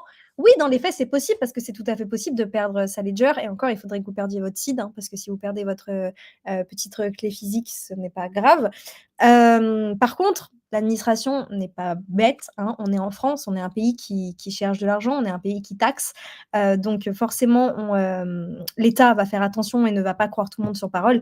Si vous expliquez que vous avez perdu des fonds ou que vous les êtes fait voler ou qu'il y a eu un scam, je pense par exemple à FTX pour ne citer personne, ou un hack ou autre, oui, c'est tout à fait possible.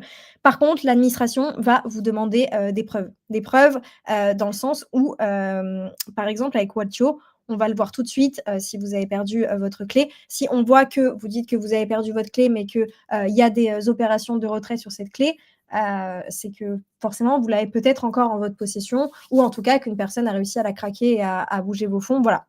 Pareil, si vous avez une opération de retrait, donc on voit par exemple, je ne sais pas, vous aviez 3 bitcoins, on voit qu'il y a eu un retrait de votre compte, je ne sais pas, de votre compte Binance de 3 bitcoins et que ce retrait, il part sur une adresse inconnue ou une adresse un peu bizarre. Peut-être que là, vous pourrez prouver en disant, bah, regardez, c'est pas mon adresse, sachant que, encore une fois, la France, en tout cas, les agents fiscaux vont faire des investigations pour être sûr que vous n'avez pas juste envoyé sur une adresse qui vous appartient, mais qui est cachée et que vous ne déclarez pas. Voilà, il y a plein de petites choses qui sont mises en place. Euh, Pour prendre un cas plus courant, par exemple, l'affaire FTX, bah, c'est quelque chose où tout le monde était au courant. Forcément, l'administration fiscale, les gouvernements étaient au courant de ce qui s'est passé avec FTX. Donc, c'est beaucoup plus facile de dire, bah voilà, moi, j'avais un compte sur FTX.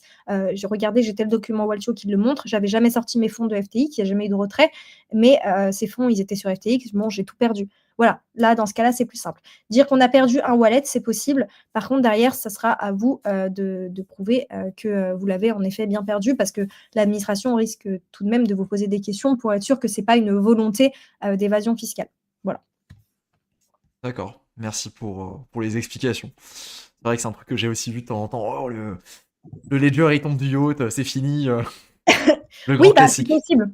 Après, c'est le jeu du chat et de la souris, hein, j'ai envie de dire, c'est pas vu, pas pris. Par contre, on a quelque ch enfin, beaucoup de gens pensent que l'administration française n'est pas capable de tracer les opérations, c'est totalement faux. Nous, on rencontre dans plusieurs événements crypto des personnes et qui travaillent pour l'administration, des cybergendarmes et autres qui sont spécialisés en blockchain, en nouvelles technologies et autres.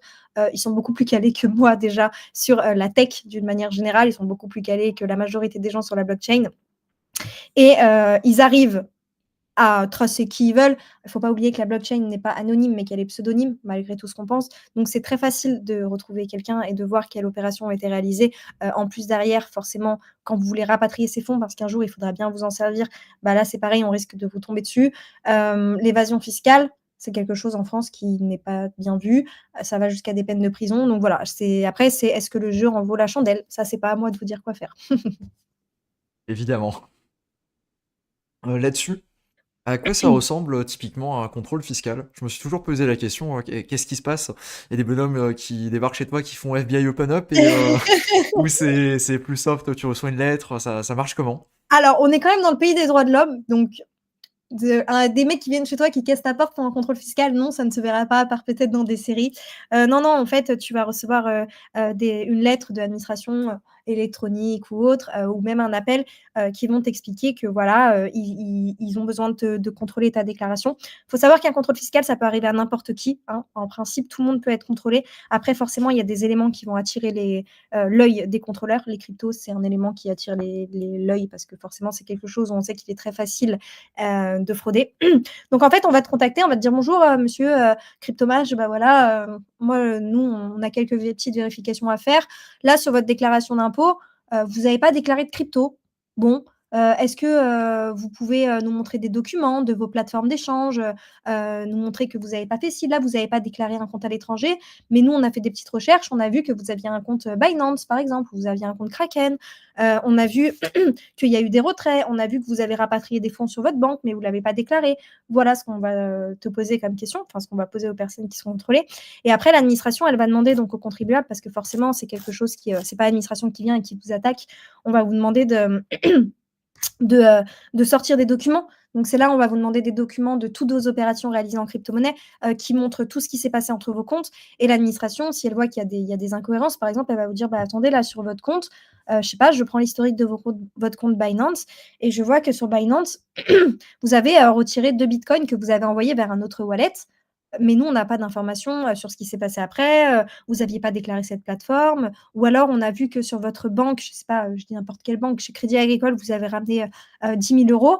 Mais nous, vous ne avez jamais déclaré ces 10 000 euros. Ça sort d'où? Parce que là, on voit qu'il y a un retrait de, je ne sais pas, 0,3 bitcoin. Ça peut correspondre aux 10 000 euros.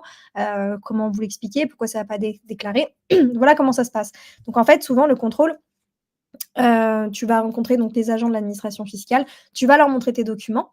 Donc eux, je suis désolée, j'ai la gorge prise, c'est horrible. Eux, ils vont te dire: «Voilà, nous, on a vu ça». Toi, tu vas dire: «Bah, voilà, moi, j'ai fait ça, ça, ça. Il y a des choses que je ne savais pas».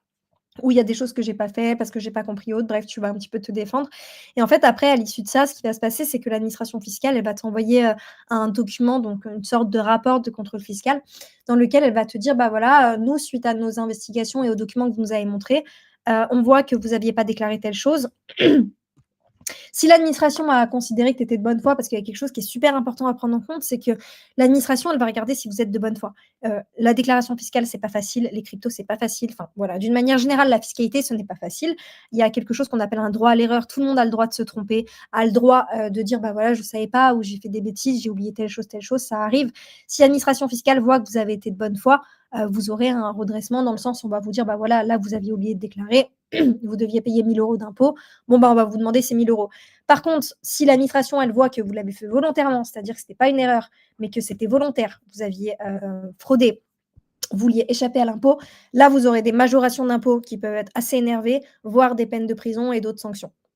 Voilà comment ça se passe un contrôle fiscal. Et après, vous avez toujours la possibilité, donc par exemple, toi, tu n'es pas d'accord avec le fisc qui dit que tu as fait exprès, tu peux aller devant un juge. Mais ça, c'est une autre procédure. Voilà. Ok. L'objectif, c'est évidemment pas d'en arriver là, quoi. Non, totalement. L'objectif n'est pas d'en arriver là et c'est pour ça que tout à l'heure je disais: «Est-ce que le jeu en vaut la chandelle?» OK. OK, très bien.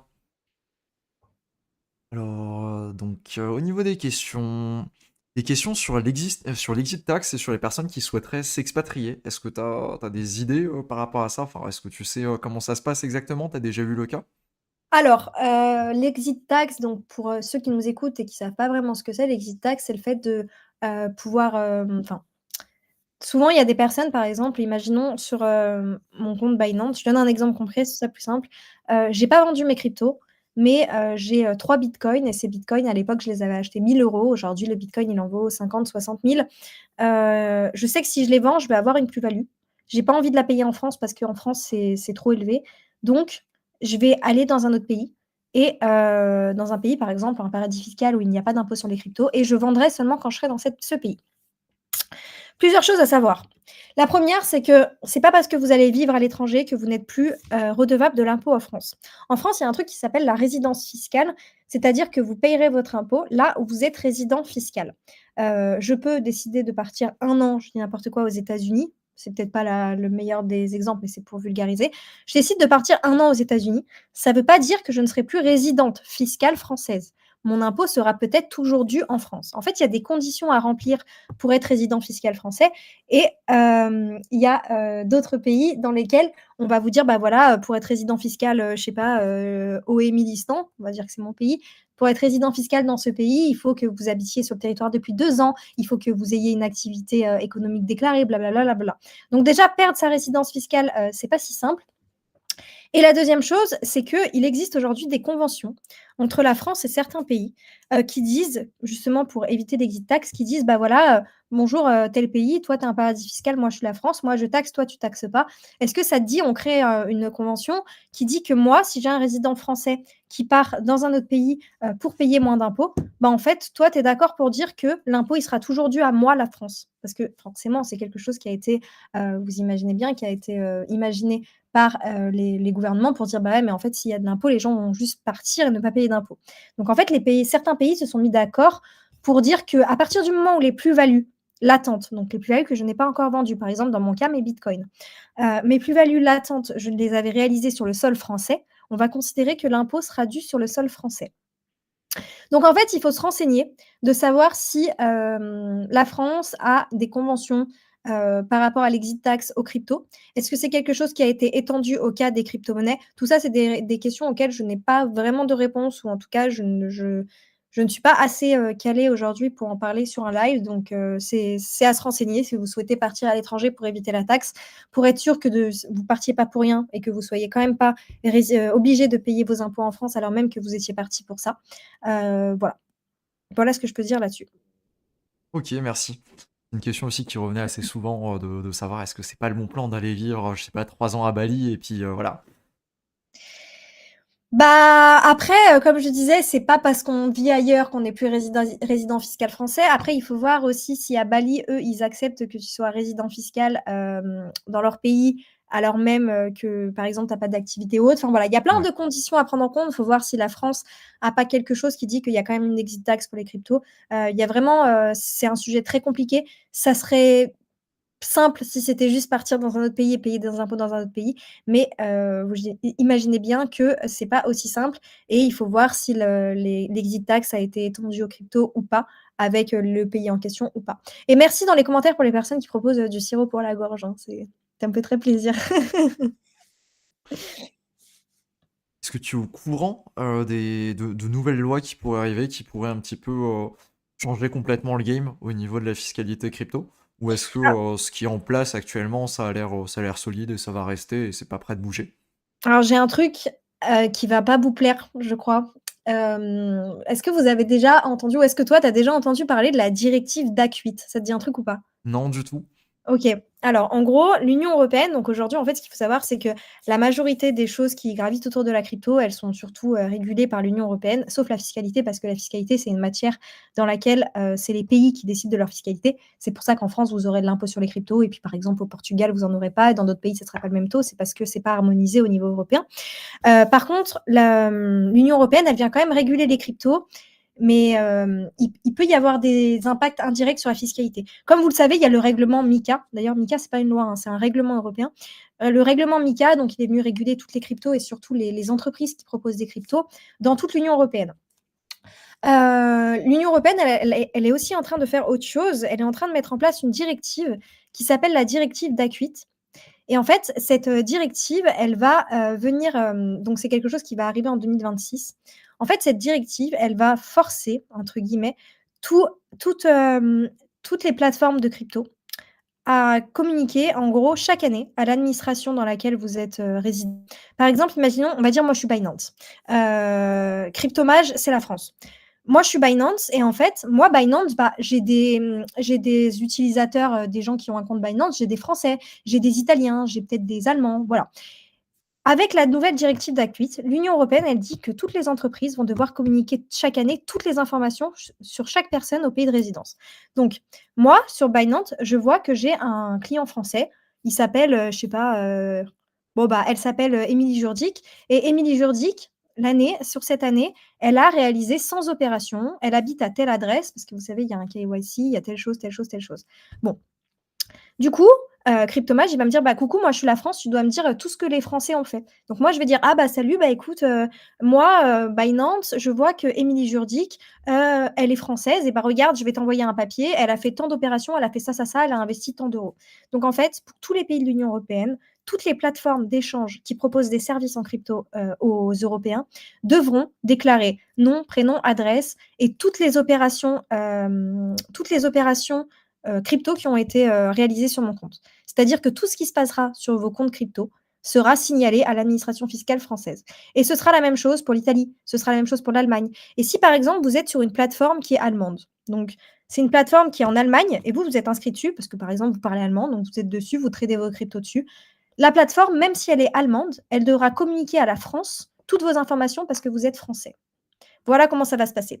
Donc, ce qui va se passer, ce qui en découle, c'est qu'en fait, à partir de 2026, ça sera d'autant plus compliqué de ne pas déclarer ses cryptos parce que l'État sera au courant de tout ce que vous avez fait avec vos cryptos.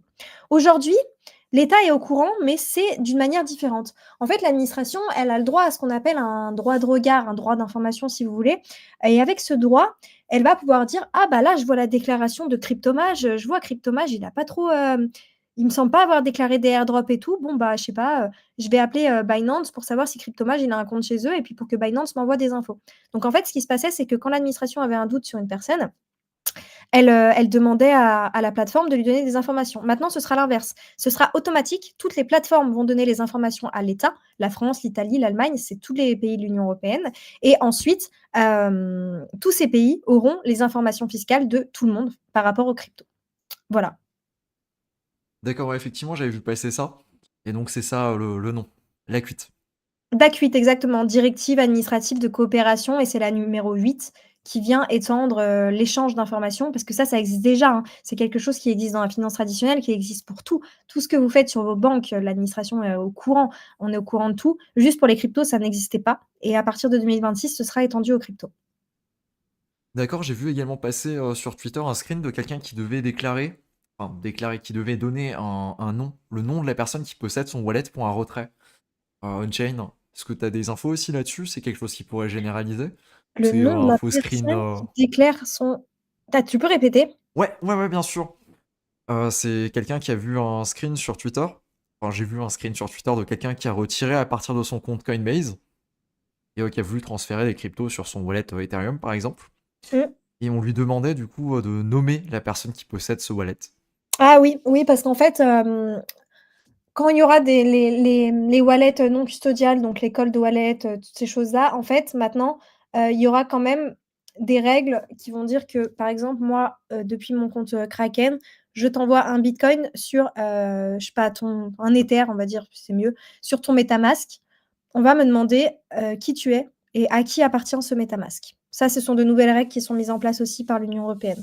Donc en fait, c'est une fin de l'anonymisation, même si, comme je le disais, la blockchain n'est jamais anonyme. C'est quelque chose qui va permettre aux États de tracer toutes les opérations et même dans le cadre des cold wallets, ou d'autres types de portefeuilles, de savoir à qui appartient le portefeuille, même s'il n'y a pas de KYC. D'accord. Et du coup, c'est quelque chose qui est en train de se mettre en place et qui va arriver, dans les prochains mois, dans les prochaines années? Exactement, c'est quelque chose qui va arriver dans les prochaines années. Il y a déjà une partie de ces règles qui va rentrer en vigueur en fin d'année 2024 avec MiCA et le règlement TFR. Donc le règlement TFR, c'est pareil, qui oblige à collecter les informations, quand il y a oblige les plateformes à savoir quand une personne envoie des cryptos, à qui elle les envoie et ça sera la même chose pour, DAC 8 en 2026. Donc ce sera déjà directement dès cette fin d'année 2024. D'accord, d'accord, donc c'était pas un faux screen, c'était vraiment, quelque chose qui était demandé ou alors qui Alors va être demandé? après, ça me paraît un peu bizarre qu'il y ait déjà un screen, et que ça soit demandé comme ça. Moi, j'en ai pas vu passer personnellement, donc peut-être que le screen est faux. Attention quand même à ce qu'on voit, mais dans tous les cas, il y aura des mesures qui seront mises en place pour savoir, à qui appartient telle adresse. OK. Et du coup, ça, c'est au bon vouloir de la personne de déclarer, j'ai envie de dire, parce que c'est très compliqué. Si tu retires sur une adresse, parfois tu vas faire un paiement, et cetera. C'est compliqué de nommer spécialement, qui c'est qui est derrière l'adresse. Ouais, c'est assez compliqué, pour le moment. Donc ça, c'est des règles qui sont sur le papier. Nous, on s'interroge encore de comment, en pratique, vont se mettre en place ces règles, comment ça va se passer sur les exchanges, comment ils vont faire pour récupérer toutes ces infos. Même au niveau de la communication aux États, comment ça va se faire? Est-ce qu'il y aura un format? Comment vont se présenter les documents? Est-ce que les utilisateurs y auront accès ou pas? Tout ça, c'est des questions pour lesquelles je n'ai pas la réponse et pour le moment, c'est encore en suspens. OK, oui, bah, c'est des trucs qui vont venir dans les prochains mois ou dans les prochaines années, donc effectivement, je pense qu'on n'a pas encore trop de visuels dessus, quoi. Voilà. OK, bah, merci. On voit dans le futur avec toi aussi. Alors, je regarde ma liste de petites questions. Donc Je ça, vois qu'il c'était y a eu les plein de évolutions. questions dans le chat, mais il y en a énormément pour lesquelles il y aura le replay du live et j'ai déjà répondu à pas mal de questions. Voilà, donc après, si vous avez des questions, vous n'hésitez pas à les mettre en commentaire ou sous les vidéos de Walcho ou venir nous contacter directement, on pourra vous répondre. OK. Il y a une petite, chatbox, non, il me semble? Ouais, c'est ça exactement. En bas à droite, on a une petite chatbox. Dans le cas de est-ce que ce serait pas plus simple, en fait, tout simplement de dire, si on a beaucoup d'investissements, j'ai investi, telle somme, par exemple 10 000, j'ai cash out 100 000, je veux payer 30 et puis laissez-moi tranquille, s'il vous plaît. Ça fonctionne ça? Bah, ça serait bien, ça serait beaucoup plus simple, mais malheureusement, c'est pas comme ça et aujourd'hui, il y a une loi et pour ceux que ça intéresse, qui veulent comprendre, je vous invite à aller regarder l'article qui est le 150 VH bis du code général des impôts. Vous tapez sur internet 150 VH bis, code général des impôts et vous le lisez. Cet article, il vous explique comment fonctionne le calcul et en fait, le calcul, il est comme je le disais, il est beaucoup plus simple que seulement dire: «Bah, voilà, j'ai acheté pour tant, j'ai vendu pour tant, je paye 30 sur la différence, laissez-moi tranquille». Malheureusement, ça marche pas comme ça. C'est de l'opération par opération et ensuite, c'est une moyenne avec la fraction, globale de votre portefeuille, la fraction de la valeur globale de votre portefeuille au moment de la cession, avec une fraction de ce que vous avez investi, donc c'est beaucoup plus compliqué et malheureusement, la loi, elle est ainsi faite et on ne peut pas aller contre la loi. Et dans ce Voilà. cas de figure-là, si on va plus loin, si on décide de cash out, complètement, en fait, tout ce qu'on a en crypto, ça fonctionnerait? Sachant qu'on paierait 30 de, bah, de tout, en fait. Si tu décides de tout cash out, Ouais, dans ce cas de je figure-là. donc tu as plus du tout de crypto au final? Ouais, je décide, j'en ai marre de la crypto, voilà, c'est une arnaque, et cetera. Et je dis: «Je veux complètement cash out», j'ai la somme que j'ai investie au départ, j'ai la somme que je veux sortir à la fin. Dans ce cas-là, c'est effectivement le calcul, il serait à 30, c'est ça? C'est ça, dans ce cas-là, il serait un petit peu plus simple parce que du coup, même si imaginons tu avais 10 cryptos différentes, ça veut dire que tu ferais 10 opérations, mais ces 10 opérations, tu les ferais toutes quasiment au même moment, donc il y aurait très peu de variation des prix, vu que comme je le disais, même si tu vends que du bitcoin, tu dois quand même savoir le prix de tes Ethers, le prix de tes DOT, le prix de tes Starknet, le prix de ce que tu veux. Dans ce cas-là, il y aurait, on va dire, qu'une seule opération, donc ça serait un petit peu plus simple. Mais ça serait quand même en fait, ce cas de figure, il serait possible de manière utopique si, par exemple, tu avais acheté il y a 3 ans et qu'aujourd'hui, tu décidais de tout cash out parce que la crypto, je veux plus, machin. En 3 ans, il faudrait que tu aies réalisé aucune opération, aucune. Même pas un échange contre des stablecoins et autres, parce qu'en fait, ça viendrait tout fausser au niveau de la valorisation de ton portefeuille et des cryptos que tu possèdes. Donc ça serait vraiment, voilà, dans l'idéal, ça serait une personne qui aurait investi il y a 1 an, 2 ans, qui aurait juste investi. Elle aurait acheté, je sais pas, du bitcoin, de l'Ether et du Doge, on va dire et aujourd'hui, elle déciderait de tout vendre et elle aurait rien fait entre-temps. Dans ce cas-là, le calcul serait plus simple. Mais voilà, c'est assez, ça semble assez, compliqué sur le papier de n'avoir fait que ça avec ses cryptos, mais c'est possible. OK.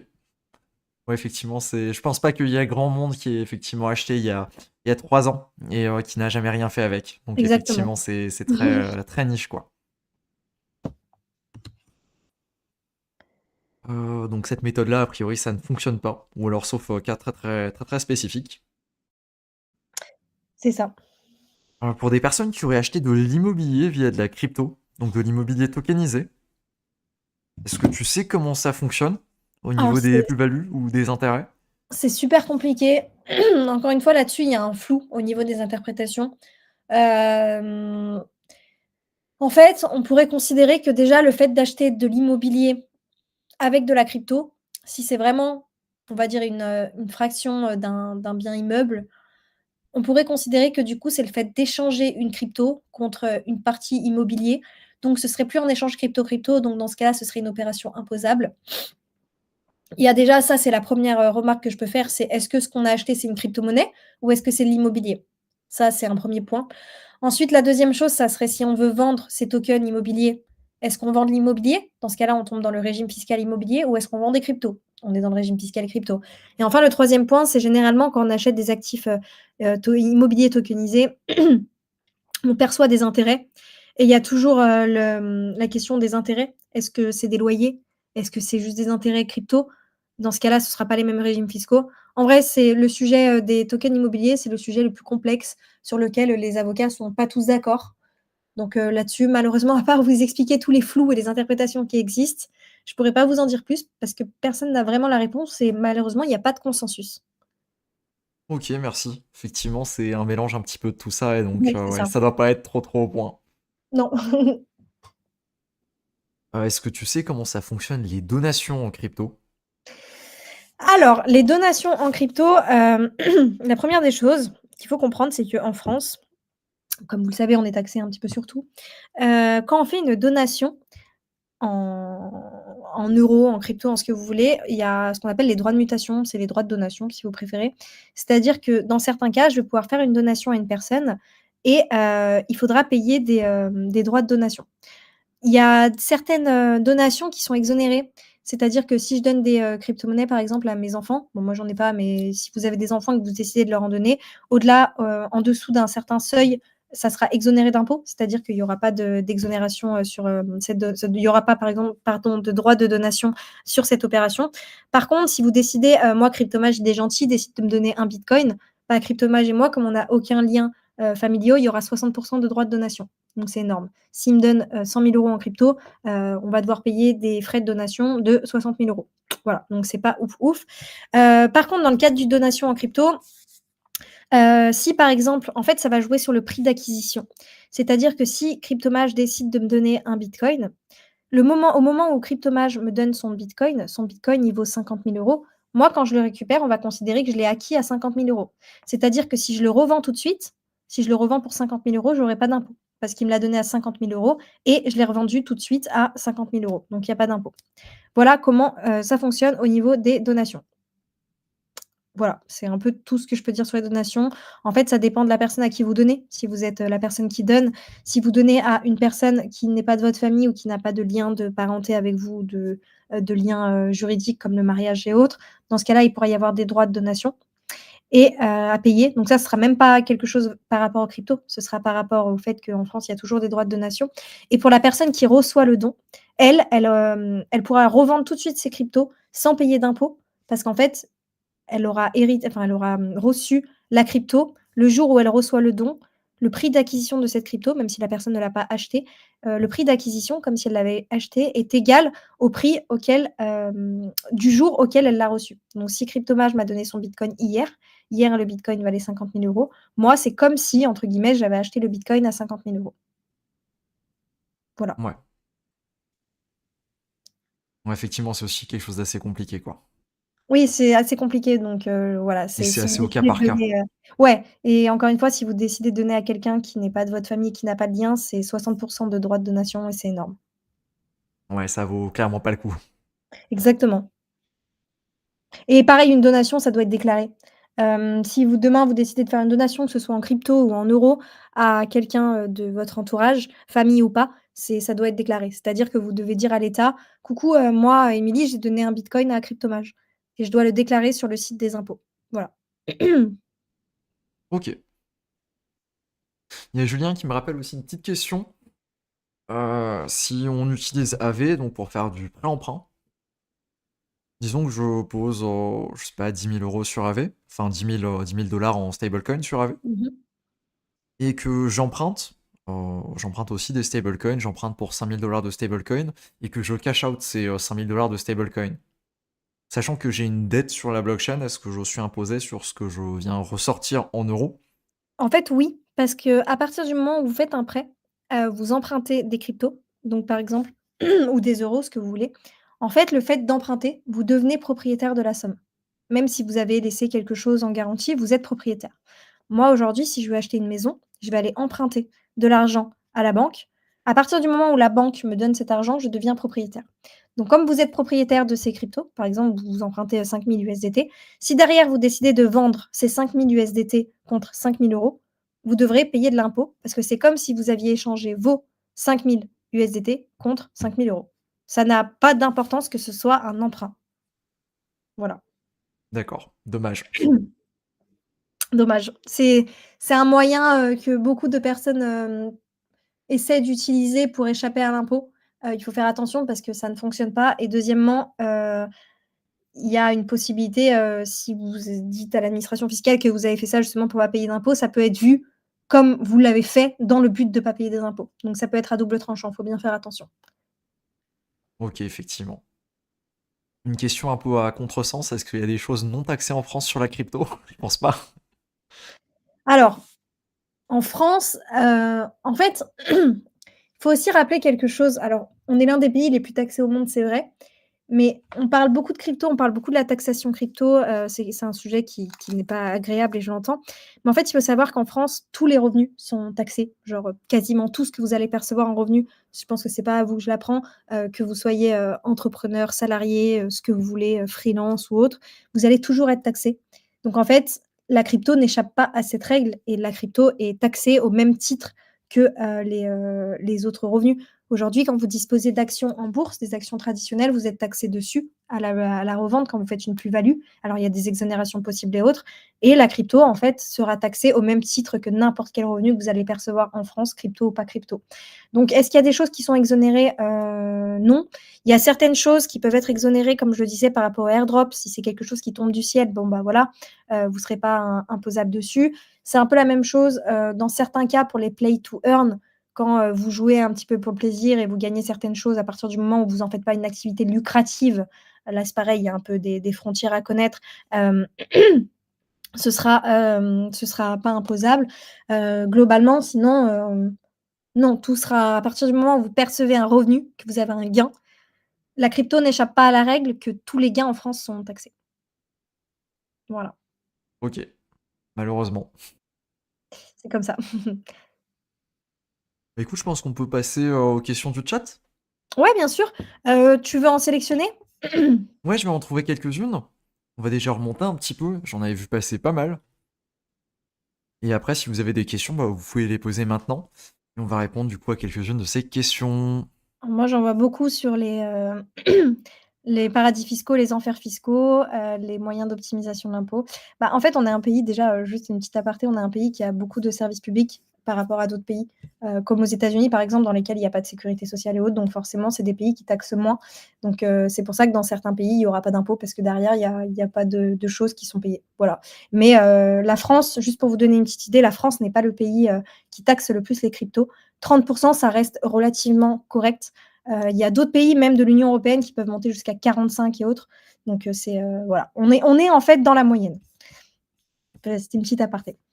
Ok. Ah, toujours sur ces fameuses petites stratégies à droite à gauche.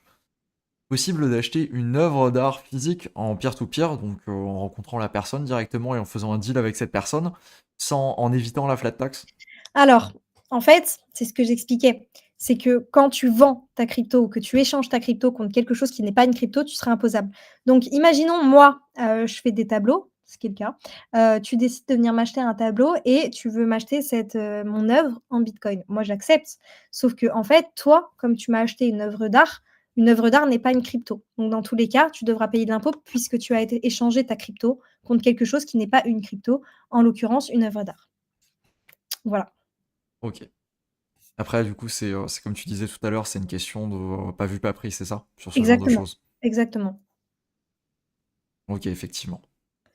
Attends, je cherche d'autres questions avec toi. Il y avait aussi sur les airdrops, Mmh. euh, comment est-ce qu'on justifie, donc pas comment on justifie, parce que ça on en a déjà parlé tout à l'heure, qu'un airdrop on l'a pas chassé, on va dire.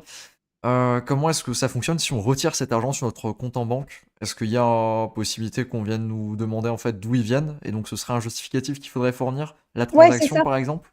C'est ça, totalement. Si vous avez reçu un airdrop et que ce airdrop, vous le vendez tout de suite pour, récupérer des euros et qu'ensuite ces euros, vous voulez l'envoyer à votre banque, en fait, les banques, elles font pas ça pour vous embêter vous personnellement. Les banques, elles ont plein d'obligations très strictes, vous imaginez bien, pour éviter des faillites et autres. Les banques, elles sont obligées de demander à leurs clients, bah, c'est je sais pas, tu as récupéré 5 000 € de telle plateforme, ça vient d'où? C'est quoi? Et en fait, quand c'est en crypto, les banques, elles sont encore, plus frileuses parce que, on sait qu'il y a la crypto, c'est un des moyens qui est privilégié, pour, faire du blanchiment d'argent, du financement d'activités illégales et autres. Donc en fait, la banque, elle est obligée de se protéger, elle, et de respecter les règles parce que sinon c'est elle qui va avoir des problèmes et dans ce cas-là, la banque, elle est obligée de vous demander des documents. Donc en fait, tout simplement, ce qu'il faut faire, c'est montrer à la banque, les opérations et dire: «Bah là, vous voyez, j'ai reçu de tel émetteur, de telle entreprise, de tel protocole, de ce que vous voulez. J'ai reçu tant de jetons. Ces jetons, là, on voit que je suis allée sur mon compte crypto.com, je les ai vendus pour, je sais pas, 5 000 euros. Et ensuite, ces 5 000 euros, vous voyez, je les ai retirés pour les mettre sur la banque. Voilà. Et après, la banque, elle peut vous dire: ah bah oui, mais du coup, machin, quand est-ce que vous avez investi en crypto? Et c'est là que vous pouvez tomber vraiment dans quelque chose d'assez compliqué dans lequel on vous demande de justifier toutes vos cryptos, d'où elles viennent, parce que peut-être que vos cryptos, vous les avez obtenus, de manière illégale.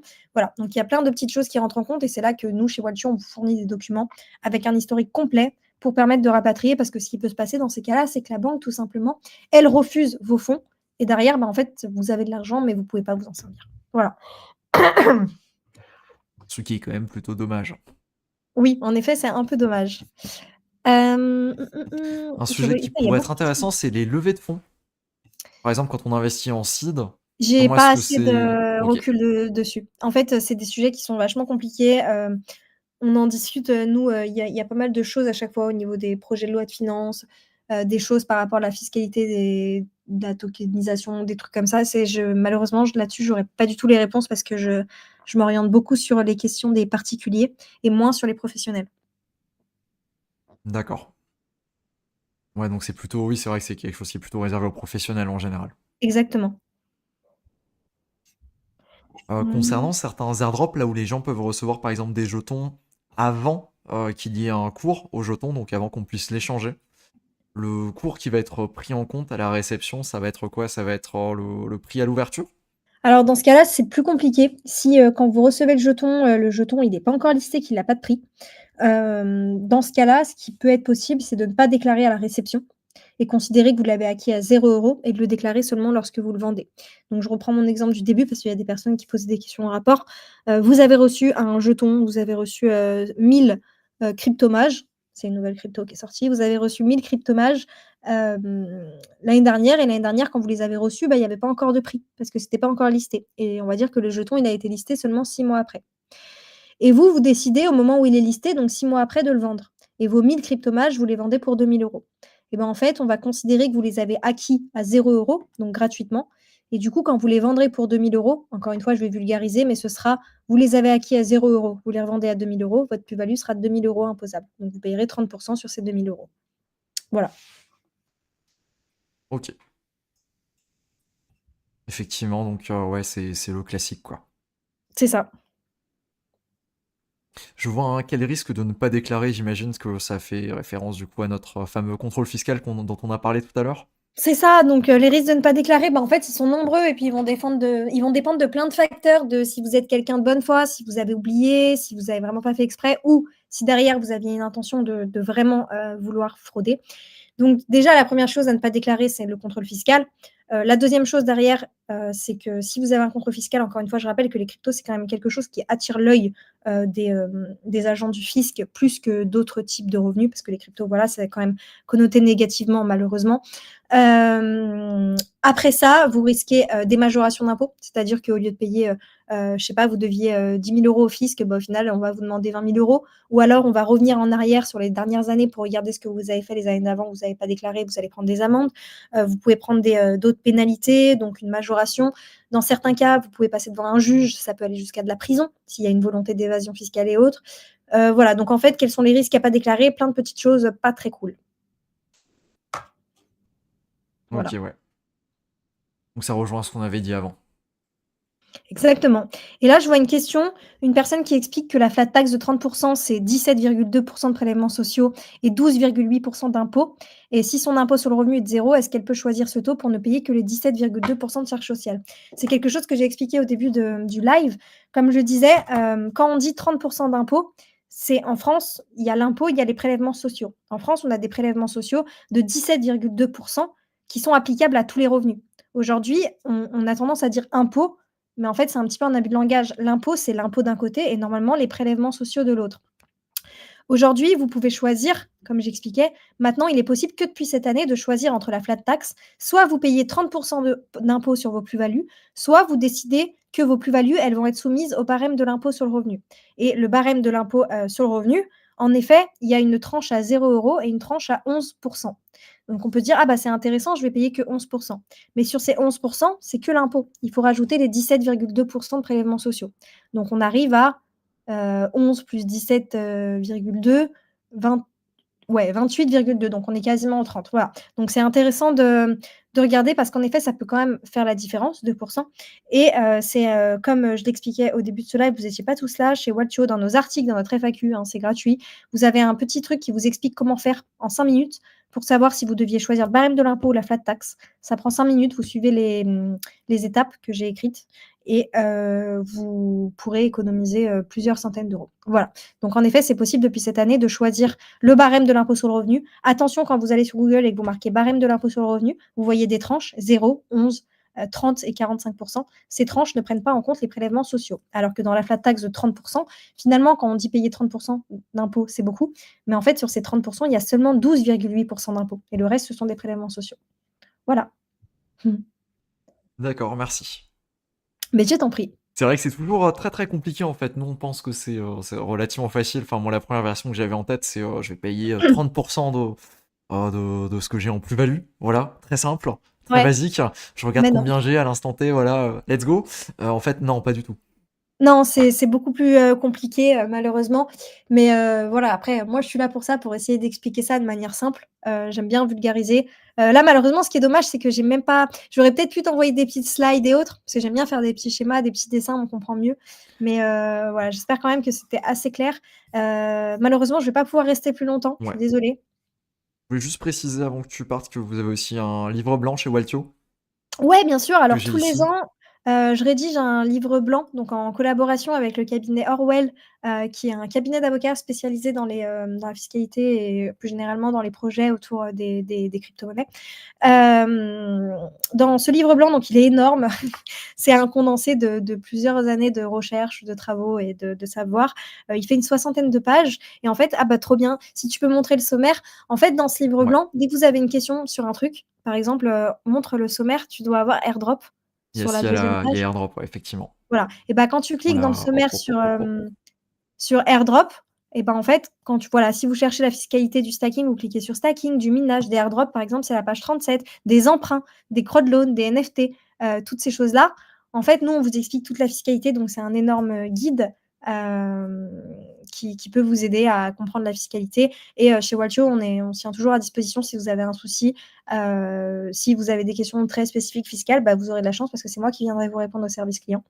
Voilà, sinon, ce sera pas moi et ce sera mes collègues qui sont très gentils. Dans tous les cas, on est là pour aider tout le monde dans la fiscalité crypto parce qu'en fait, nous, on sait que la fiscalité, c'est quelque chose qui est embêtant, c'est pas agréable. Nous, ce qu'on veut, c'est que ce soit le plus simple possible et puis on pense aussi que la démocratisation des cryptos, elle se fera en rendant la fiscalité accessible à tous. Voilà. Ok, bah merci beaucoup. En tout cas, ce sera disponible en description. J'ai déjà mis le lien, donc si jamais tu veux checker, eh ben, c'est disponible. Voilà, voilà. Et ben écoute, merci beaucoup à toi pour ton temps. Bah, merci à toi de m'avoir invitée. Et très très cool de nous avoir éclairé. Je pense que tu as répondu quasiment à toutes les questions en fait. Toutes les questions qu'on se pose assez souvent.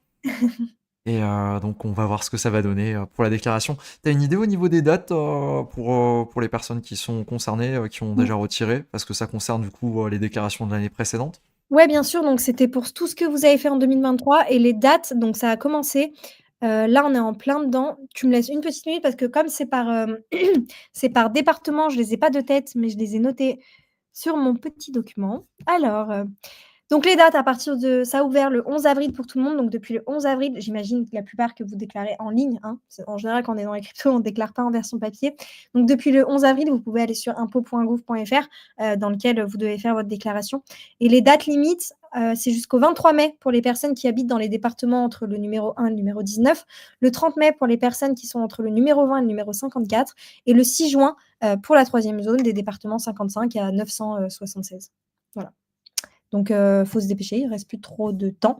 Voilà, et ce sera sur vos opérations que vous avez réalisées en 2023 et pas en 2024. Ce que vous avez fait cette année, donc là, depuis 4 mois, depuis janvier 2024, ce sera pour votre déclaration que vous ferez l'année prochaine en 2025. Ok, bah parfait. Merci beaucoup, c'était très clair. Bah, je t'en prie. Merci beaucoup. Merci à tous pour vos questions, vos messages. Il y en a eu beaucoup. Malheureusement, c'est trop compliqué de répondre à tout le monde. Mais c'était très plaisant de vous lire et des fois, j'ai bien rigolé. Ok. Et ben sur ce, on va boucler le live et puis on se dit à bientôt pour une prochaine vidéo ou un prochain live. Au Et revoir. sinon, la rediffusion, ce sera disponible demain matin, 10h. Ciao!